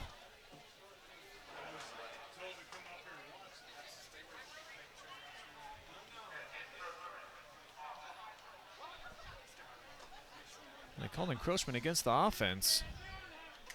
I believe that would just be a false start then, Mark. So okay. We'll move them back 5 and we'll try again.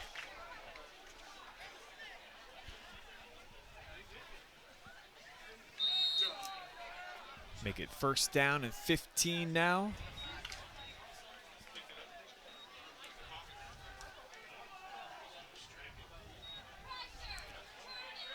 Another double tight end set. Keep it on the ground. Big hole up the middle this time. And look at Bloodhart fighting his way for some extra yardage. Probably about 10 on the game. Well, and Loudonville came with the blitz. They went with the run blitz there, and they just happened to miss the hole. They guessed wrong on where the blitz was coming from, and Crestview was able to take advantage and get a nice gainer there on first down.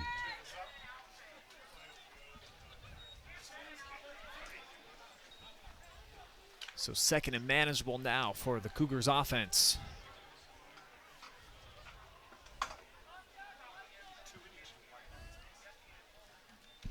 Kuhn hands off again. Morris with a head of steam right up the middle. Shakes off a would-be tackler, and he takes it in 26 yards to the house. Great run by Morris. Great vision, great strength, great legs. He was able to get it through there and put another TD on the board. Connor Moore has done a little bit of everything here tonight. You see the strength, a little shake and wiggle to get it into the zone. Having a phenomenal night here, the 5'9" senior. Definitely going to be in the running for Kissel's landscaping, spraying, and painting MVP. And as we got another guy down on the field, it's Frankfurt. We'll go ahead and step away, take a quick timeout. We'll be back. Third quarter action here from Loudonville.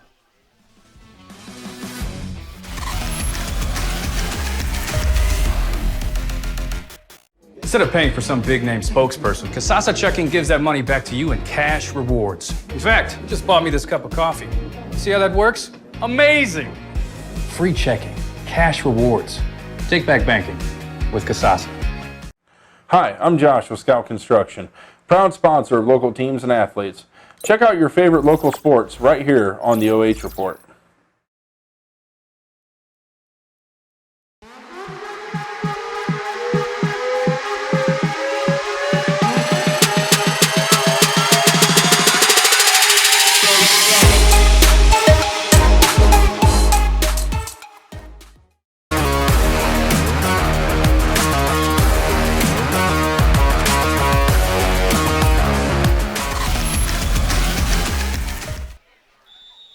As we welcome you back, the PAT is up and true, so it's been a perfect night in the kicking game so far for Devin Holloway. He's been 4 for 4 on his point after attempts and also drilled a field goal earlier tonight. So the Crestview drive, 33 yards in just a little over a minute. Connor Morris has been the workhorse tonight. 13 carries, 88 yards, just about 6.7 yards per clip, plus that nice touchdown run. So definitely putting the ball in his hands and letting him go to work behind that good offensive line from Crestview. One more look on the Scout Construction replay is just too strong, man. Strong legs in that body. Good looking stiff arm too to throw the defender down. Takes it in the extra 5 yards to pay dirt. I think that's going to be the recipe for success this season with Crestview. Morris run the football, establishing that run game, and then run some play action, seeing if Kuhn can get some shots over the top to some of these wide receivers, make some athletic plays, some explosive plays, and see if that's the recipe for success as Crestview tries to go back to back on their conference championships and get themselves in the playoffs and see if they can go a little bit deeper this year. than the second round. 8-3 overall last season, 5-1 in the Firelands. And had a blowout win in their playoff opener last season, and they've expanded the playoffs again this mark. 12 teams now getting in instead of the 8, which I know most coaches are not in favor of, but I think after about week 5, some of these fringe teams that aren't of the powerhouse variety, I do think over time the coaching staffs will start to like it because there's still something to play for even if you're not at the top of the pack. Still something to play for, and like a lot of people have argued, it's like a lot of the other sports where everybody at the end of the season gets the opportunity to play in the postseason. I know one of the big concerns was some injuries and some blowouts. Last year, even with the expanded playoffs, when everybody got in, if they wanted to participate that first weekend, the high seeds got some buys, but even some of those mid-range seeds, there were 69-6 scores, 70 point blowouts. But with the running clock and stuff like that, I love the fact that these young men get the opportunity to play. They get a chance to put it out there on the field, and if it ends up not going their way, at least they got to finish out there on the field instead of it being based on somebody or some computer point system.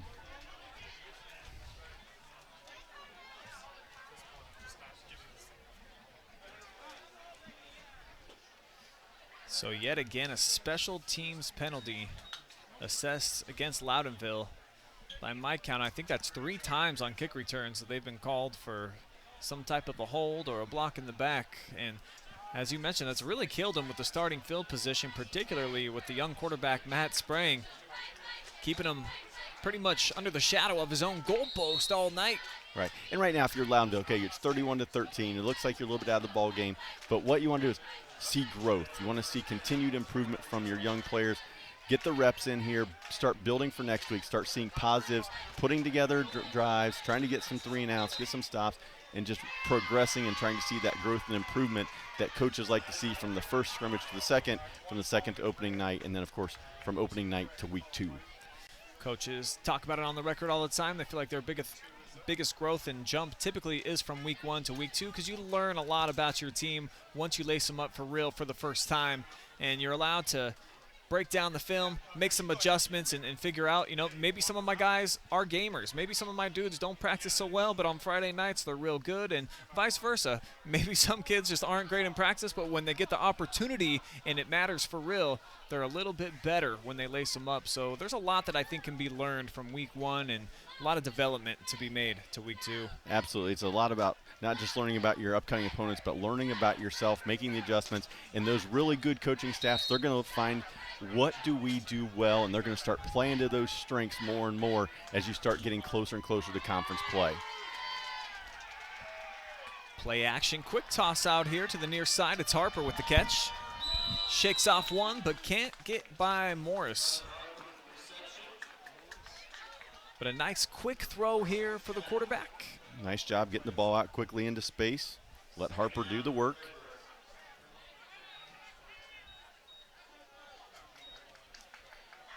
And Morris with yet another tackle. He's one of the leaders last year, almost 100 for him a season ago as a junior.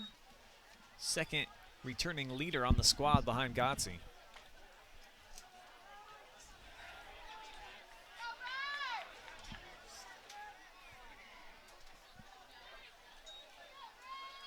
Second down, they'll fake it. Sprang makes a man miss. Showing some tough running up the middle as well, and nice shiftiness to get away from Gavin Cairns in the backfield. Yeah, real nice job cutting back against the grain, picked up some blockers, was able to cut it upfield and get himself about 10 yards and a first down. And we've seen Loudonville go with a lot of spread here tonight. Maybe over time they'll figure out maybe Sprang's biggest strength is just taking off, cutting loose, and running downfield. Yeah, may go back and start looking at some quarterback draws with the pressure that Crestview is starting to get, or has gotten, I should say, all night tonight. Maybe something where they put some play action stuff in, some screen game in, stuff like that, just to loosen up that pass rush a little bit in the upcoming weeks as other teams see this on film and maybe try to attack the Redbirds in that way. Reagan with a pickup of 5 sets up a 2nd and 5 here. With under 6.5 minutes to go here in this third quarter. And with Reagan, you have a nice solid back. Doesn't look like he's going to bust it for the big explosive play for the long touchdown, but he's a guy that's just going to grind it in there between the tackles. Second down, another nice fake. Throws a stiff arm, but not able to get away and shed the tackle of Bolin that time. But I think what we're seeing is we're starting to see some of the identity of what Loudonville wants to do. Using Reagan up the middle, getting Sprang on the outside off of the fake handoff, and then getting Sprang outside, throwing the short little passes out in the flat, letting his wide receivers and backs do the work out of the backfield. Again, continuing to get him some reps and some confidence here in the third quarter. Reagan again on cue up the middle. They only needed about a yard. You figure he's good for it. One official says move the chains. Another said fourth down. But it is going to work out to be a first down for Loudonville. And I'm really going to show my age here, but, watching him run reminds me of like John Riggins back in the day for the Washington Redskins. Just big, burly guy, put his head down and run. I was very young, by the way, when I saw that. No judgment here, no judging anybody, but, yeah, just puts his head down, not the most shifty of runner, but strong and powerful, just going to put his head down and get those tough yards you need. So Reagan showing off some signs of Riggins as they toss it inside to Harper in motion. Nice chunk play there, 9-yard pickup on first down. Nice little counter to the action they've been showing. Again, nice little drive here so far for the Redbirds. Doing a real good job of responding to that penalty after the kickoff. Putting together a nice little drive here. See if they can get something going, but they're going to call timeout here on second and short.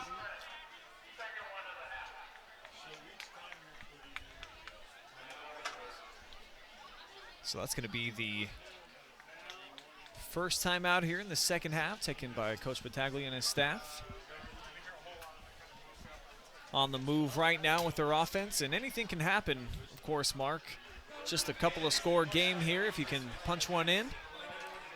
So Loudonville, not dead by any means. Lots of time out here and starting to find their identity, like you said.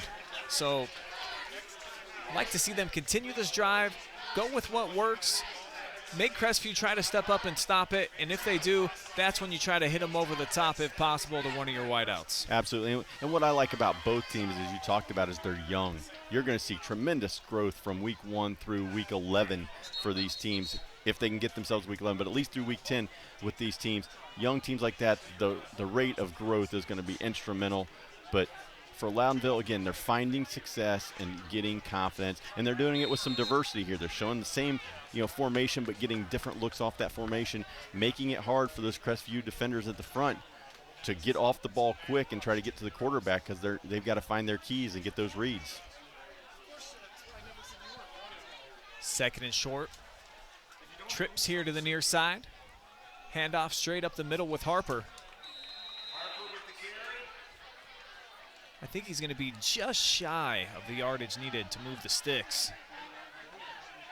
So it'll be another third and short situation.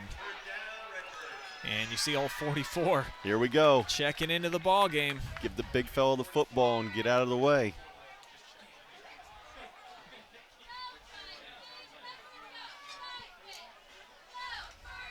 And everybody in the stadium expecting Reagan to get the ball.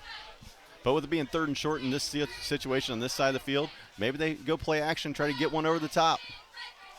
That's exactly what I was thinking. Crestview certainly was expecting the run. They brought everybody up front. And it looks like Reagan's going to be knocked down for about a short loss here. So fourth down on the way here for the Birds offense. And these are the kind of situations offensive and defensive line coaches love. Let the big fellas get in there and just maul it out and see if you can execute on fourth and short. It's about who's going to be tough, who's going to be physical. Fire off the ball.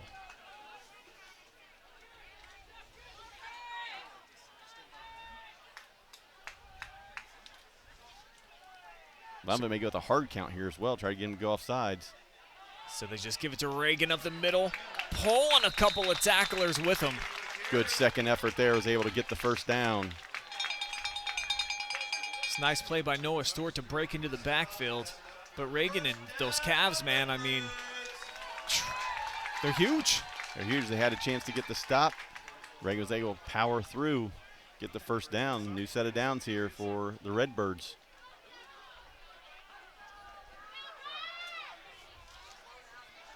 Tenth play of the drive already, and they're still sitting at 38-yard line. So just grinding the ball down the field. Good play action, get the ball out in space. Not a whole lot there for Connor Harper. Took a shot at the end of the play from Smedley.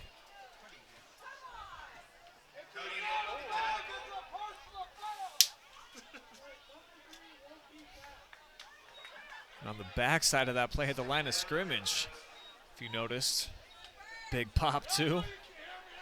Show it to you one more time. Boom. It was Aiden Godsey coming up, making sure that the running back didn't get anywhere.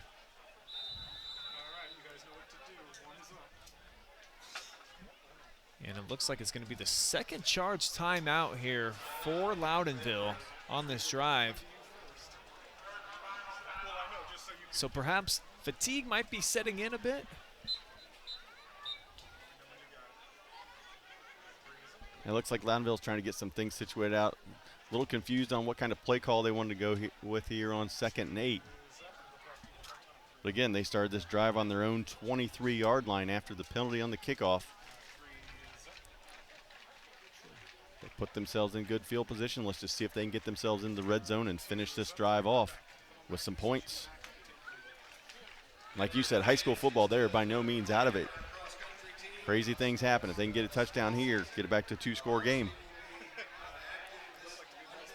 At least up to this point, Crestview has not hurt themselves with a turnover. Just one giveaway so far on the evening, and it turned out to be a big one, a pick 6 that the Birds threw on their first pass of the season.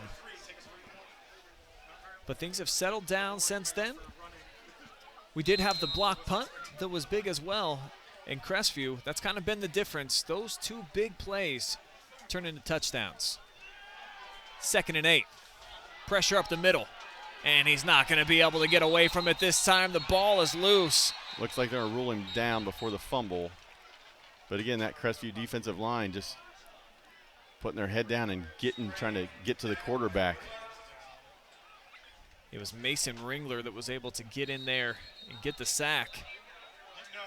Kind of tough to tell in that replay if he was down or not before the ball ended up squirting out. 10-yard loss there for Sprang, but looks like we have more cramping. Looks like Morris. Yeah, Connor Morris is down on the field right now. Looks like his left calf cramping. And you see the agony on his face.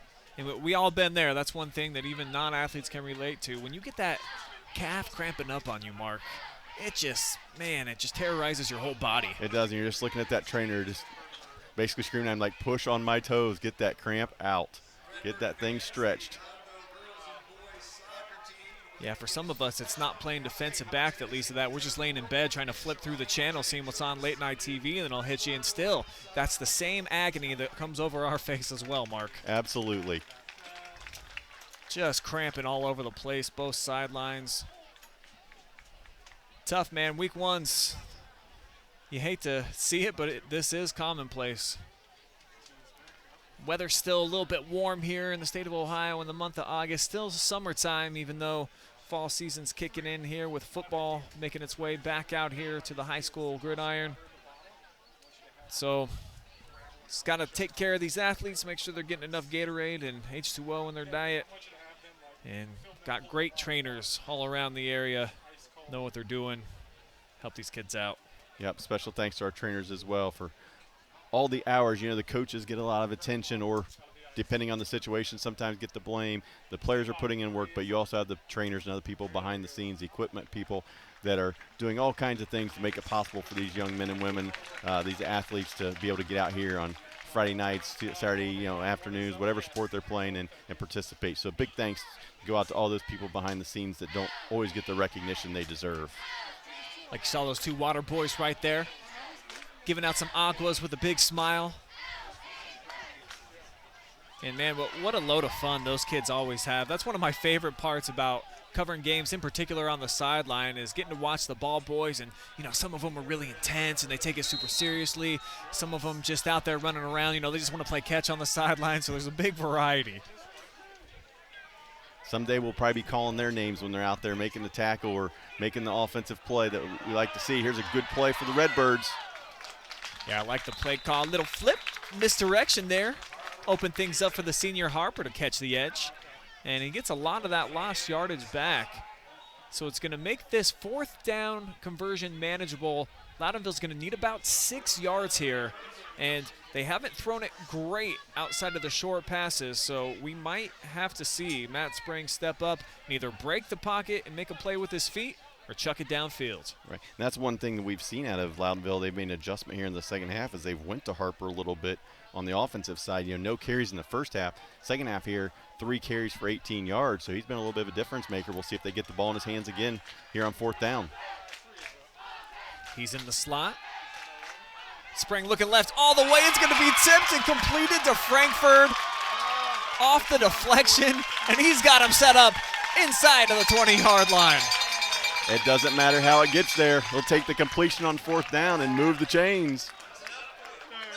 It looked like it was going to be disastrous at first, and wow, how about that? You see our camera guy even making a play. How about the skill set there of Austin Michael on the sideline not to get wiped out? Whew.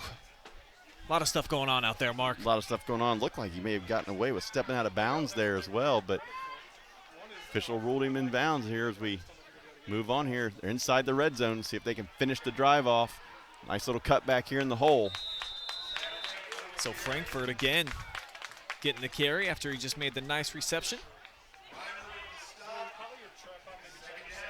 Just want to say what's up to all of our YouTube viewers out there. Make sure that you subscribe to our channel or our channels to follow your favorite teams and get our notifications throughout the season when we are live. Same for Facebook. If you want to give us a like and a follow on there, every time we go live with a high school sporting event this season, you'll be notified. Could just be your favorite team or athlete that you want to catch on a given night. Man, that Crestview defensive line, again, just blowing up the play. Coming off the ball hard on that left side, getting in the backfield to get Reagan before he can get going. It's 31-13 in favor of the Cougars, but Loudonville knocking on the door looking for points. We'll have the rest of their drive when we come back right after this.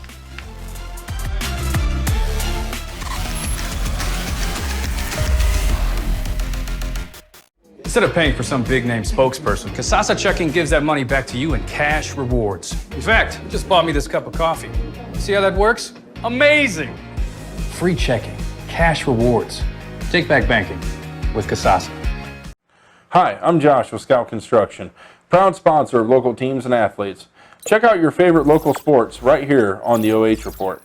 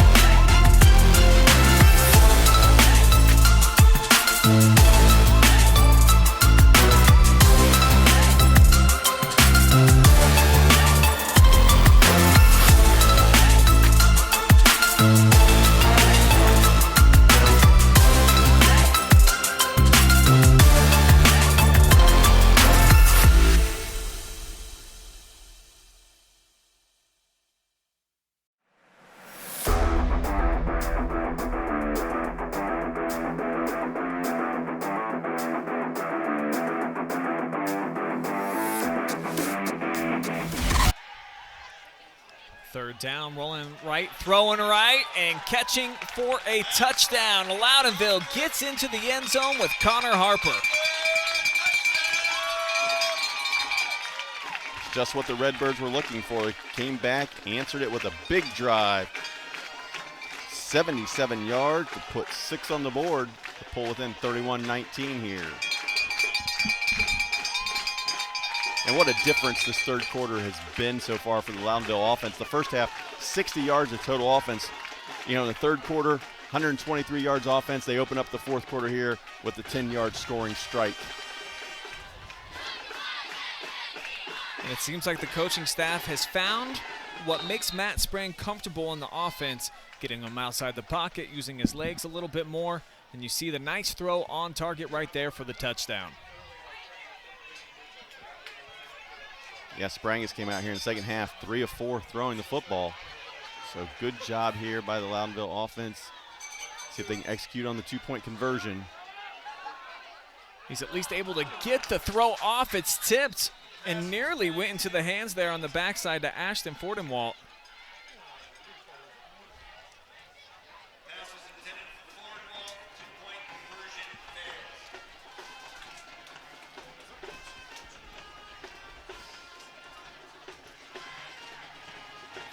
So after the score, just a 12-point game here.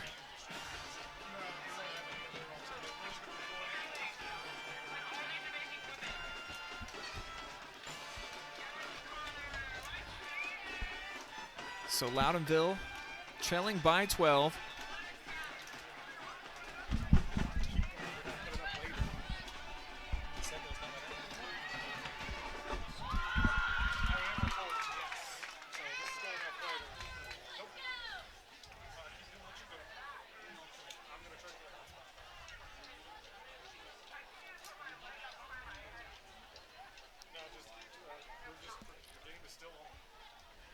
So a long way to go here in this fourth quarter.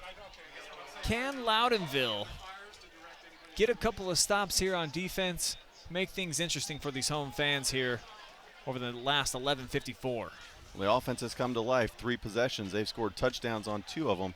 Now, like you said, it's up to the defense. See if they can get a stop. Crestview has had the ball twice in the second half, scored on both possessions. So the Birds need to find a way to stop this Crestview offense and get it back to their own offense, try to cut it to a 1-possession game.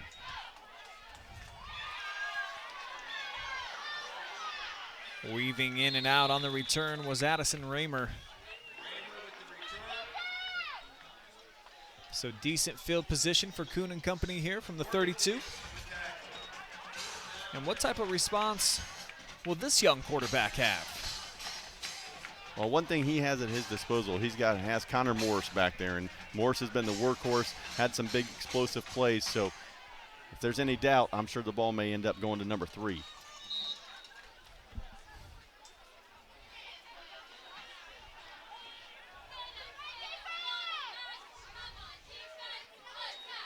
On first down, it is to Morris, but the ball is loose. It's on the ground. Officials say Crestview was able to dive on top of it. Cougars avoided disaster there. Had been a huge turnover. The Redbirds could have come up with that loose fumble.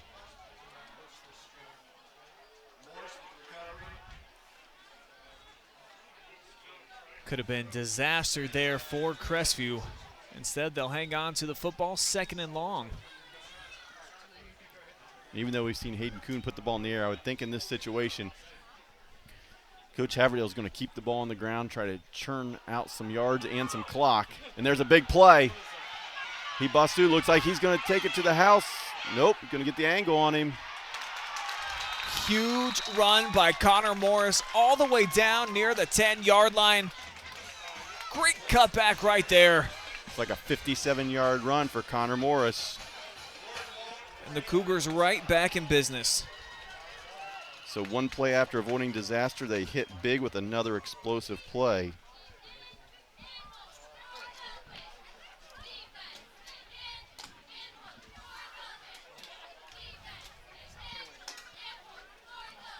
So first down and 10 from the 11-yard line. Crestview keeping it on the ground. They got the handoff left side. Bolin barrels his way down around the 5. Bolin gets his first touch of the second half. First half he went 3 carries for 10 yards. Rips off 5 there.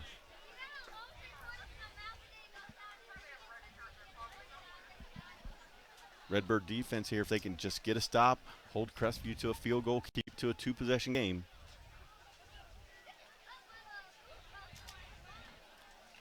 Cougars break the huddle. 10 seconds on the play clock. Now down to 5. And it looks like Kuhn's going to take a timeout.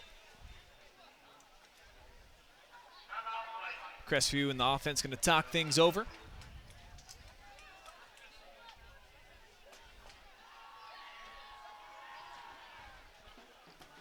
But boy, what a huge play and run there by Connor Morris just a couple of snaps ago to break all the way down here into the Loudonville red zone when it looked like it could have been disaster for him the previous play when he put it on the ground and the Redbirds might be in business. Instead, looks like Crestview knocking on the door and trying to make it a whole lot harder for a Bird comeback. Absolutely, and Connor Morris now 15 carries for 172 yards on the ground.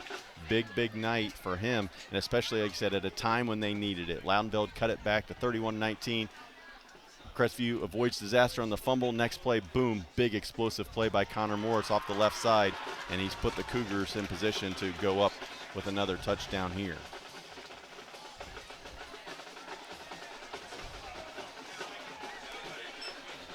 Crucial defensive possession here for Loudonville. Trying to keep their pulse alive here on opening night.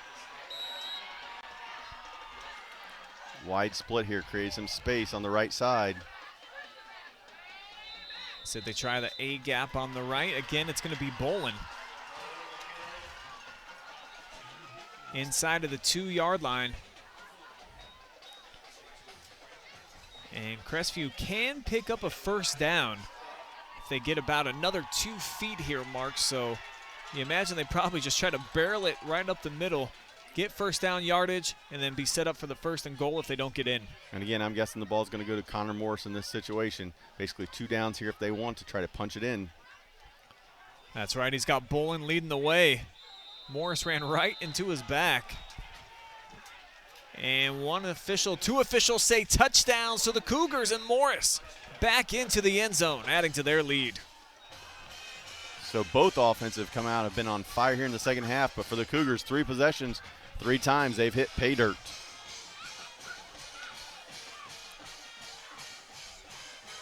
Connor Morris, I think, vaulting his way certainly to the top of the MVP conversation now, Mark. He's had a big night, I'll tell you that. He's put the ball in the end zone a couple times and just outstanding overall night offensively and defensively. Holloway stays perfect in the kicking game. It's up and through. So 38-19. Real efficient drive there for Crestview. They answer 5 plays, 69 yards, capped off by the 2-yard touchdown by Connor Morris.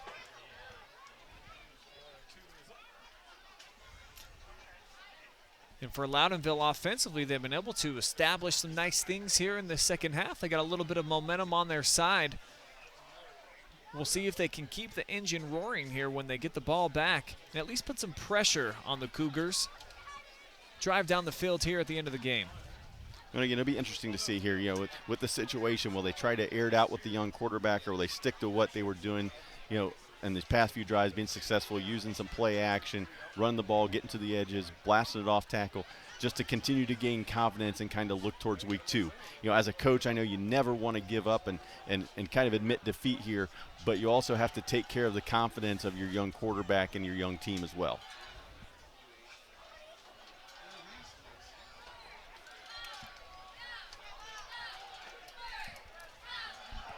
So our apologies to anybody out there watching on Facebook and YouTube.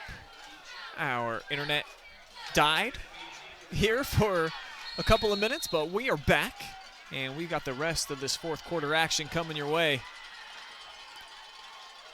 And we got a pooch kick, and it looks like Moore has come up with it. Actually, it's Addison Ramey.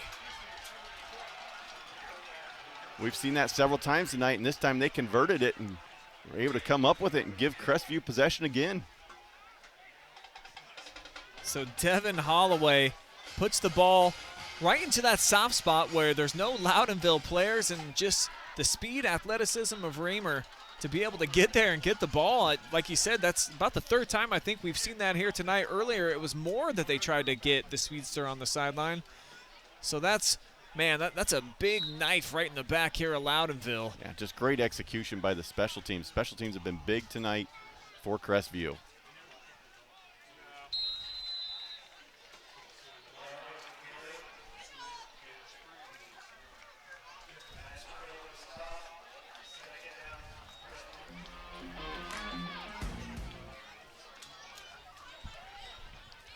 So it'll be second down for the Cougars on the way here.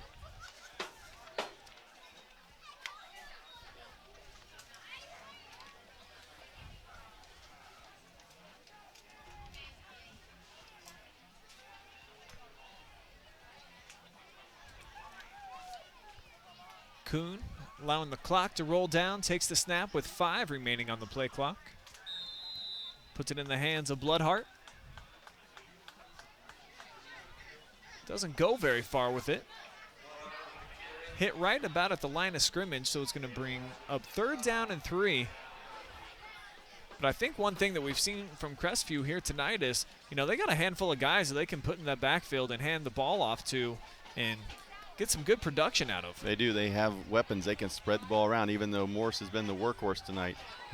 Kuhn has a couple carries. Boland has had some carries. They're mixed it up a little bit, and real good job here at clock management. We're going to run that play clock down to under 5 before they snap it. With this nice 38-19 lead here in 4th quarter.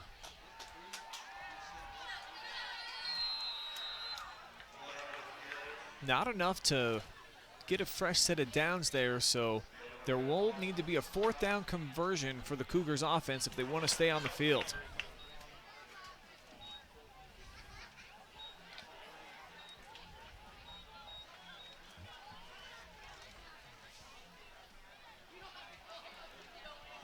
The clock continues to milk away here, closing in on 7 minutes to go.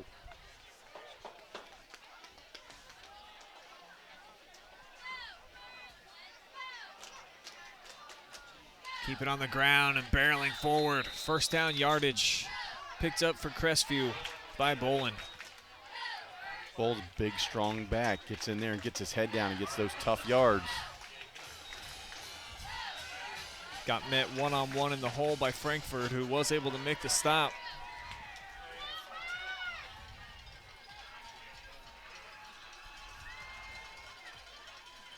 If you're the Loudonville defense, this isn't very much fun right now. You have Boland running at you, hitting you hard in the gaps in there off tackle, and then all of a sudden here comes Morris hitting you on the outside, cutting back, a little bit more shifty. Just like you said, they're just wearing them down with these variety of running backs here in this. They have a stable of them. Like you said, just a plethora of guys are just going to rip through here and keep attacking on the ground.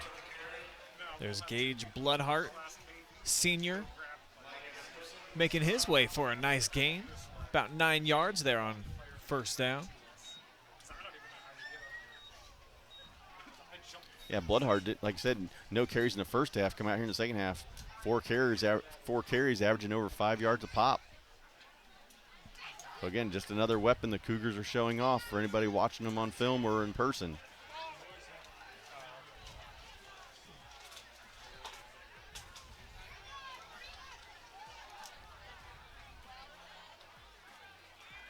Kuhn hands off Bloodhart again. Right up the middle. Knocked down at the 10-yard line, so looks like he's just outside the 10. Crestview can pick up a 1st down inside of the 1-yard line.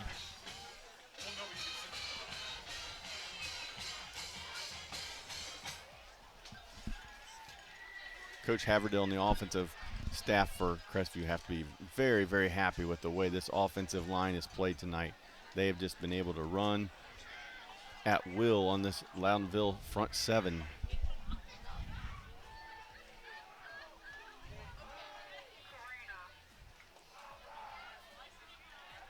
And again, Kuhn showing some poise, snaps it with just 5 seconds to go on the play clock, and again the Cougars back into the end zone this time.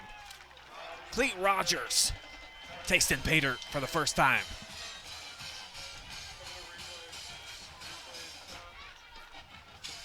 If you got a name like Cleat, boy, you better get it on the football field, right, Mark? It's a football name. You got to love it.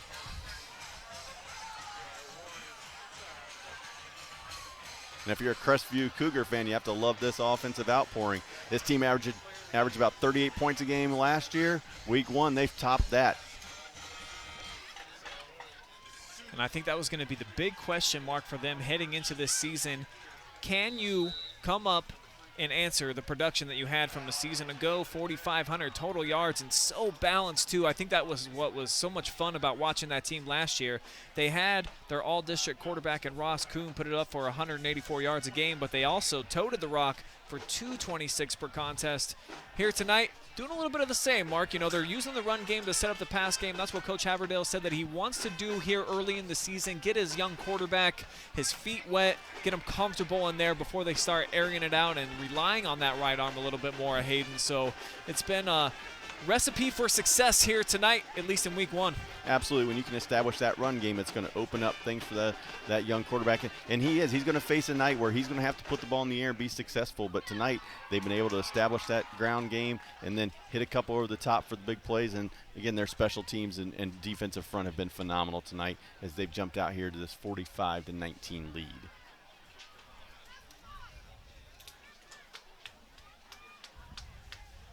Hard not to be impressed with what we've seen here from the Cougars on the road.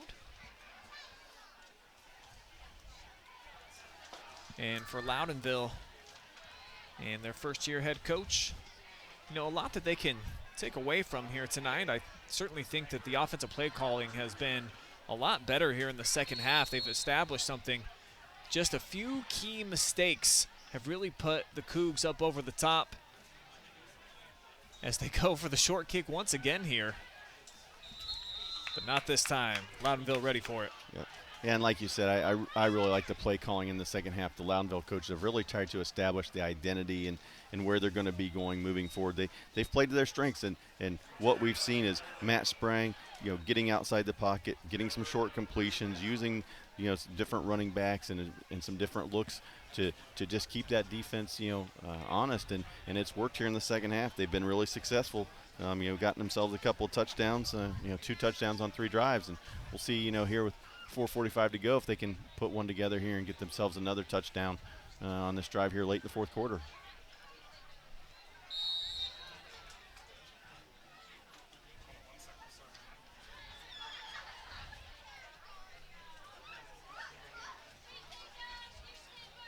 And if you're enjoying tonight's broadcast, tomorrow night we have got 4 live streams on the way for you guys. Tri-Valley heading over to Ashland to take on the Arrows in week 1 on a Friday night football game. As Sprang keeps it here, hits the edge and picks up a few. We'll also have Utica at Centerburg in some K-MAC action. Little non-conference there. And then more from the K-MAC, Northridge visiting East Knox. Myself and Andy Jardy will be on the call for that. And then Norwalk at Mansfield Senior will be our featured game of the night. It's becoming a great opening week rivalry. Brian Harder, Bruce Wyrick on the call for that week 1 showdown. And that should be a great matchup. Strong program. Mansfield Senior looking for some big things this year. See what happens tomorrow night in week 1 in a great week 1 matchup. We will also, every single week of the season, have a highlight from the Shelby Whippets football game tomorrow. They are at Madison, that traditional Richland County rivalry. And then we'll also have a highlight from every single Galleon Tigers football game. They are going to head over to Elgin for an opener there.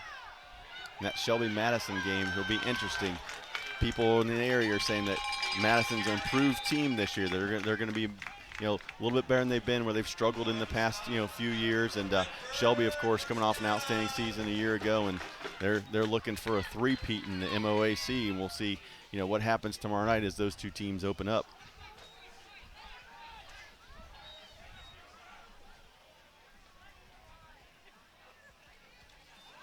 High snap here. Sprang just got a fall on it in the backfield. Unfortunate for them, they had it moving, picking up chunk yardage on the ground. Going to be touchdown by Bloodhart for the sack. But good, smart play there. You know, ball got through his hands instead of trying to pick it up and make a play out of it. Just fell on it, kept possession, lived to fight another day, play another down. bring up second and long, but it's better than turning it over.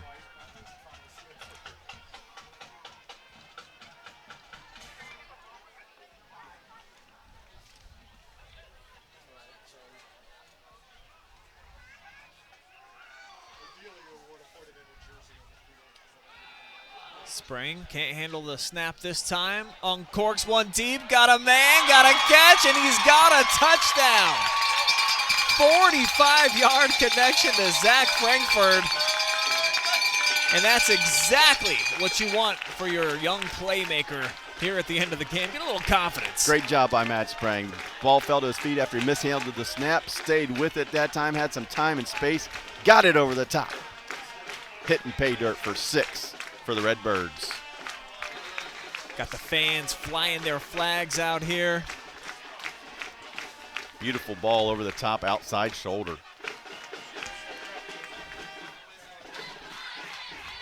And that's what's so great about high school football. You know that the contest is out of reach, still a 20-point game as they're going for 2 here, and they're going to connect. So another big boost of confidence here as Harper comes up with the 2-point conversion grab. So got a flag on the play. Or did he, Mark? It looks like it is going to be a false start, and they'll have to do it over again. But again, a confidence builder. Nice play there.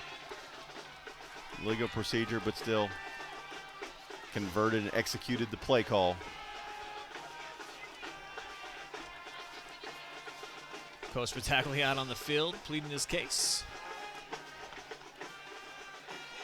And unfortunately, at the high school level, no replay or anything. It's real hard to get the officials to change their minds. Don't think I've seen it before. Especially for a younger first-year coach, you're typically not going to get a lot of calls when you have some veterans on the other side of the field.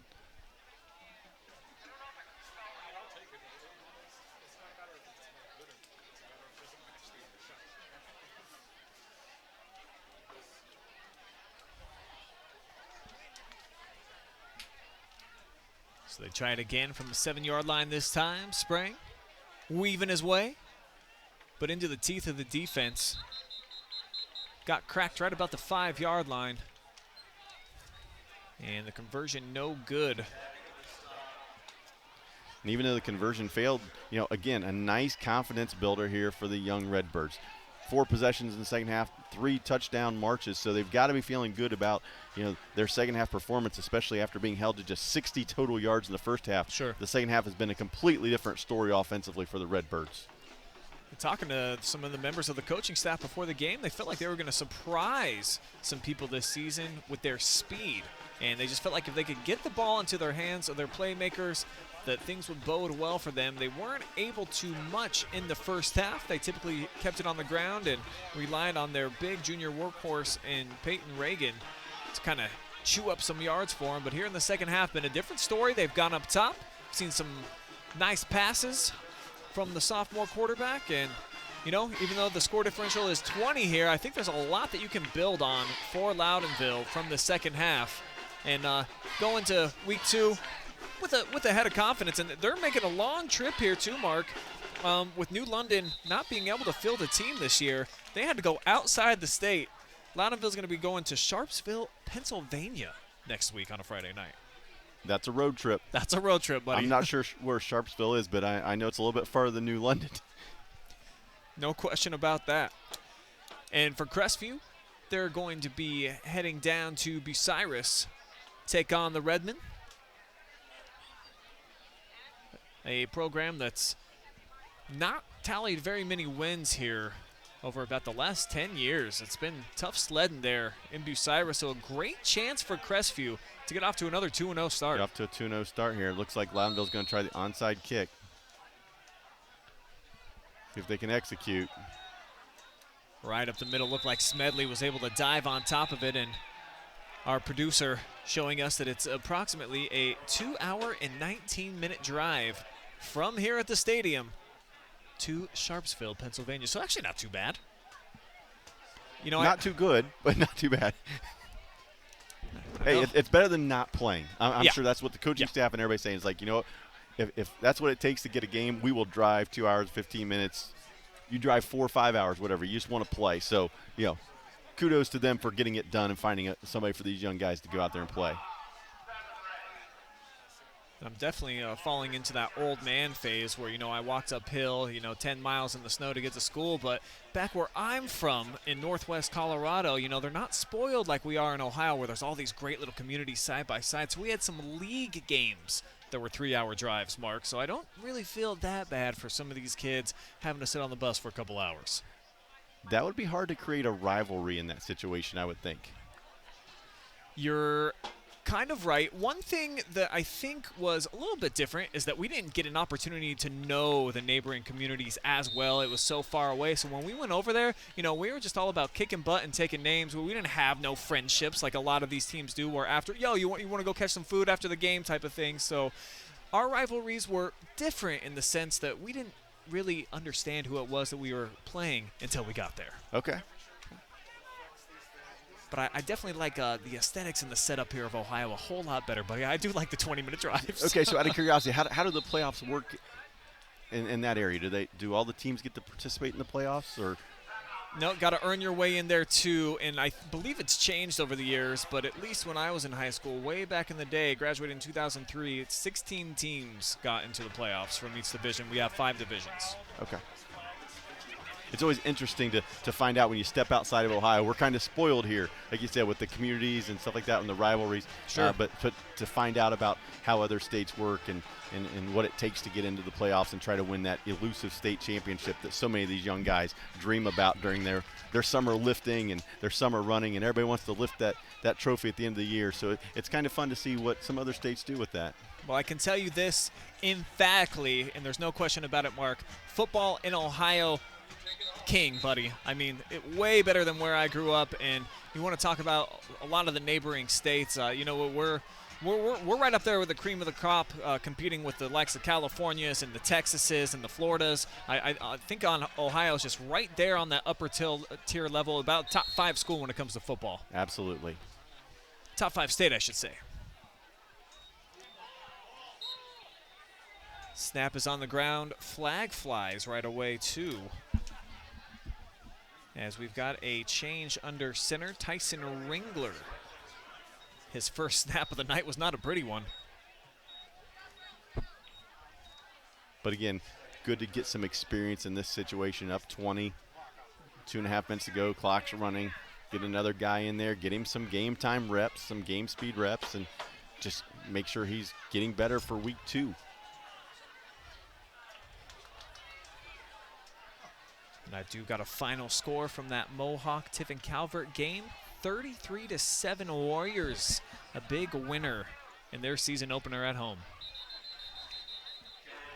I'm sure the Mohawk community is excited about their chances this season, see what they can do. 2021. We will have them featured 7 times this season on the OH Report. 6 highlights, 1 live stream. So looking forward to connecting with the fans out there in Sycamore, Ohio.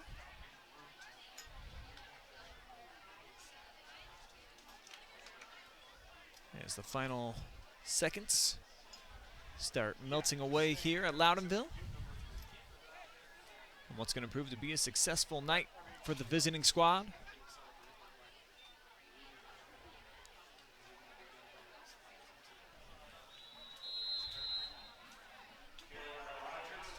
That's Rogers on the carry here on 3rd down.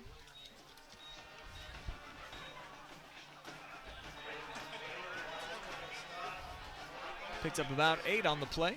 So 4th down and 1. And Crestview, if they can pick up this 1 yard, will be able to wind down the clock. Walk out of Loudonville victorious tonight.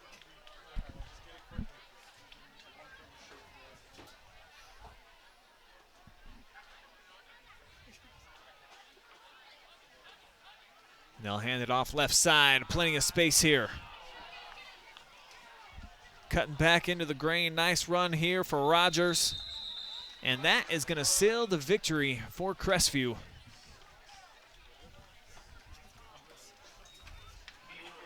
$20-point winner here on the road. As we take one last look at the Scout Construction replay.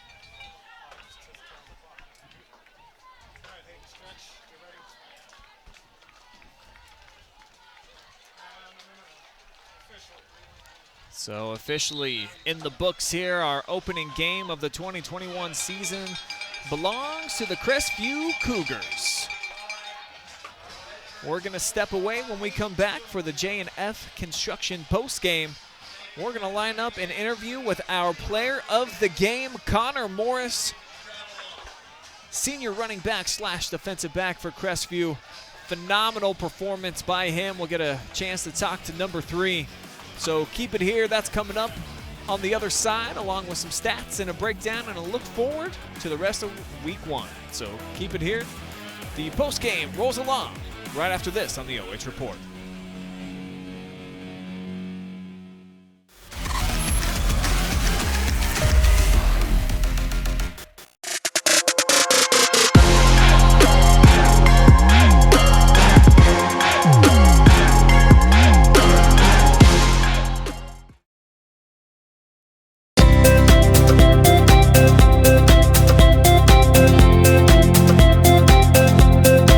Hi, I'm Josh with Scout Construction, proud sponsor of local teams and athletes. Check out your favorite local sports right here on the OH Report. Instead of paying for some big-name spokesperson, Kissel Checking gives that money back to you in cash rewards. In fact, you just bought me this cup of coffee. See how that works? Amazing! Free checking, cash rewards. Take back banking with Kissel. Kissel's Lawncare. There's no job too big or too small for us to handle. With top-of-the-line equipment, we are guaranteed to complete your next landscaping job efficiently and professionally. A hard-working, dedicated team is what we take pride in, bringing to every job to make sure the results are the best they can be. So the next time you have a landscaping project that needs done, think smart and think Kissel.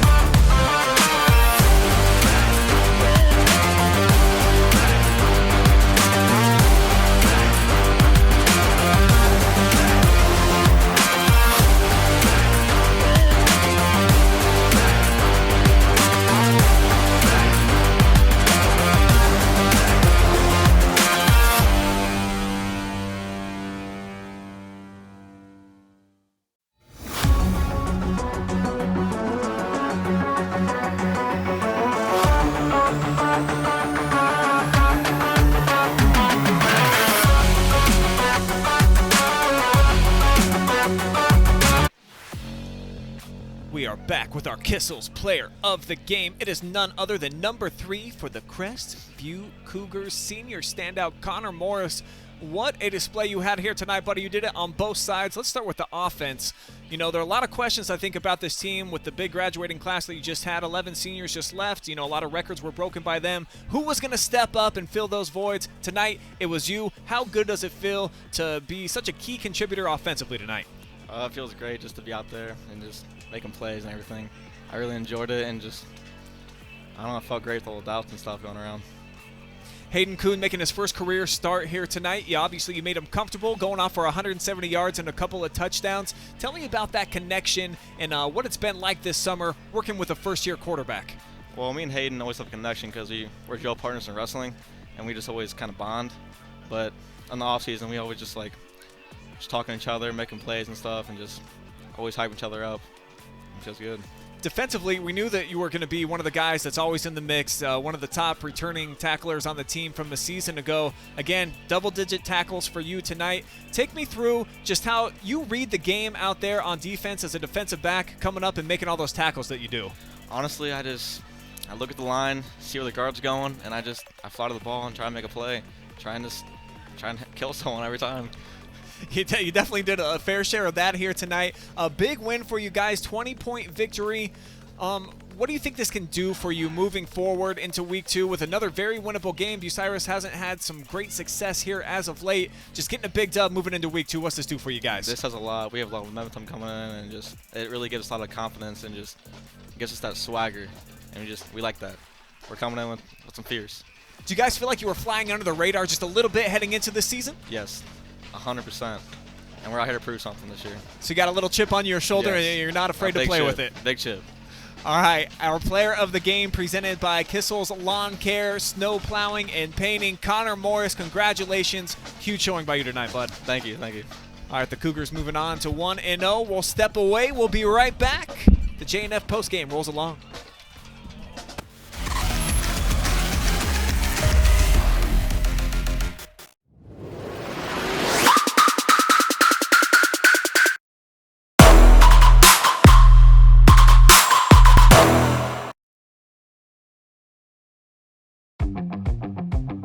Kissel's Lawncare. There's no job too big or too small for us to handle. With top-of-the-line equipment, we are guaranteed to complete your next landscaping job efficiently and professionally. A hard-working, dedicated team is what we take pride in, bringing to every job to make sure the results are the best they can be. So the next time you have a landscaping project that needs done, think smart and think Kissel.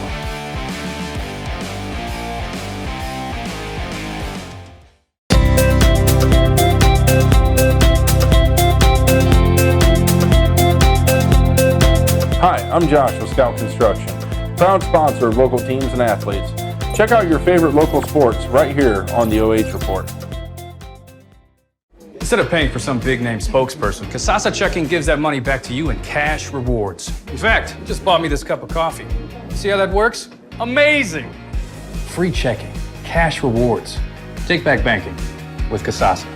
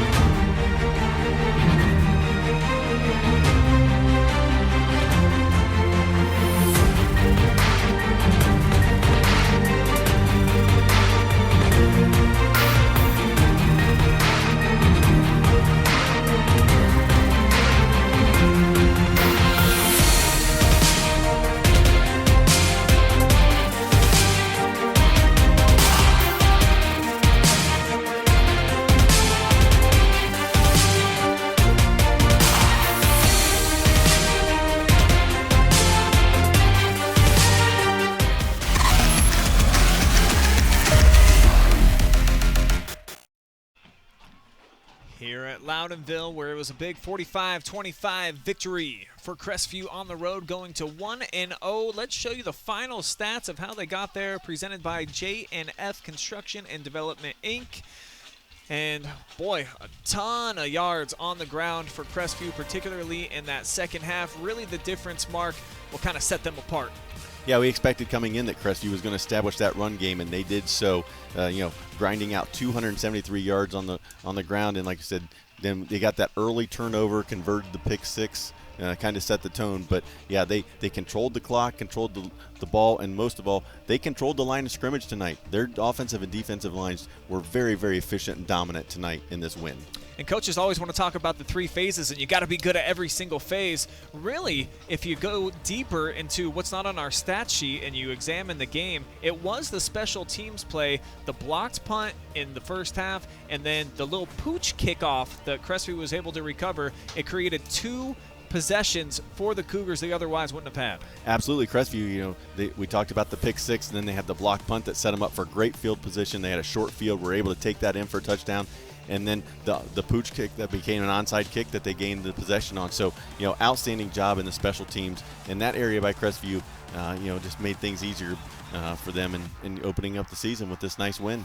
And I love hearing what Connor Morris had to say, where he feels like they do have a chip on their shoulder this year. They've been doubted a little bit during the offseason. Hey, they just graduated, Kuhn and company and all them great all-stars. What is football going to look like this season when they get back out onto the field? And just so happens that it turns out Cougars seem like they've reloaded again this year under Coach Haverdale. Well, I think one thing that young players really thrive on is the fact that when guys graduate, people saying, oh, what are we going to do? Who's going to step up and fill that spot? Because they've put in the time, they've put in the reps, and they're saying, hey, they may have moved on, but you've got some younger guys that can play. And tonight they got their opportunity in week one. They stepped in and filled those shoes. And I asked Coach Haverdale that exact question before the game. I was like, what's it been like this summer? He kind of interrupted me like midway through the question. I was like, when you graduated those 11 seniors, he's like, the other guys have been waiting for their time. And I think you're going to see here tonight that some of those guys have been putting in the work even when they were playing JV last year, and they're going to be ready for the big moment. And you certainly saw here tonight there were some names that we got familiar with for the first time here at the varsity level, in particular Hayden Kuhn, that stepped up. That they were difference makers. They were difference makers, and when those opportunities arise, you have young guys that step in and play those roles. Week one, they got it done, but guess what? Next week, they have to come back out, and they've got to do it all over again. Sure. Against Bucyrus. Another chance to get some growth, but also another chance to show people, hey, we're going to be a contender in 2021 as well. Got to go on the road again in week 2, and really they're on the road all season. They're getting a brand new, beautiful turf put in right now, but it's not going to be done, I don't think, until like week 8 or 9 of the season. So they're actually going to be playing their home games at Ashland High School. So the Cougars going to be one of those teams just traveling all over the place, like we saw with the Lucas Cubs last year, where they played 0 home games during the regular season, but it turned out pretty good for them, made a nice deep playoff run. It turned out pretty well for them, and for the Cougars, you could think of this. Let's just keep piling up these wins. Maybe we get that turf done. Be a great time to finish the season and host some playoff games on the new turf at the new home stadium. That's right. Well, for now, they get the win here on opening night. A special Thursday night kickoff here on the OH Report belongs to the Crestview Cougars, 45-25 victors.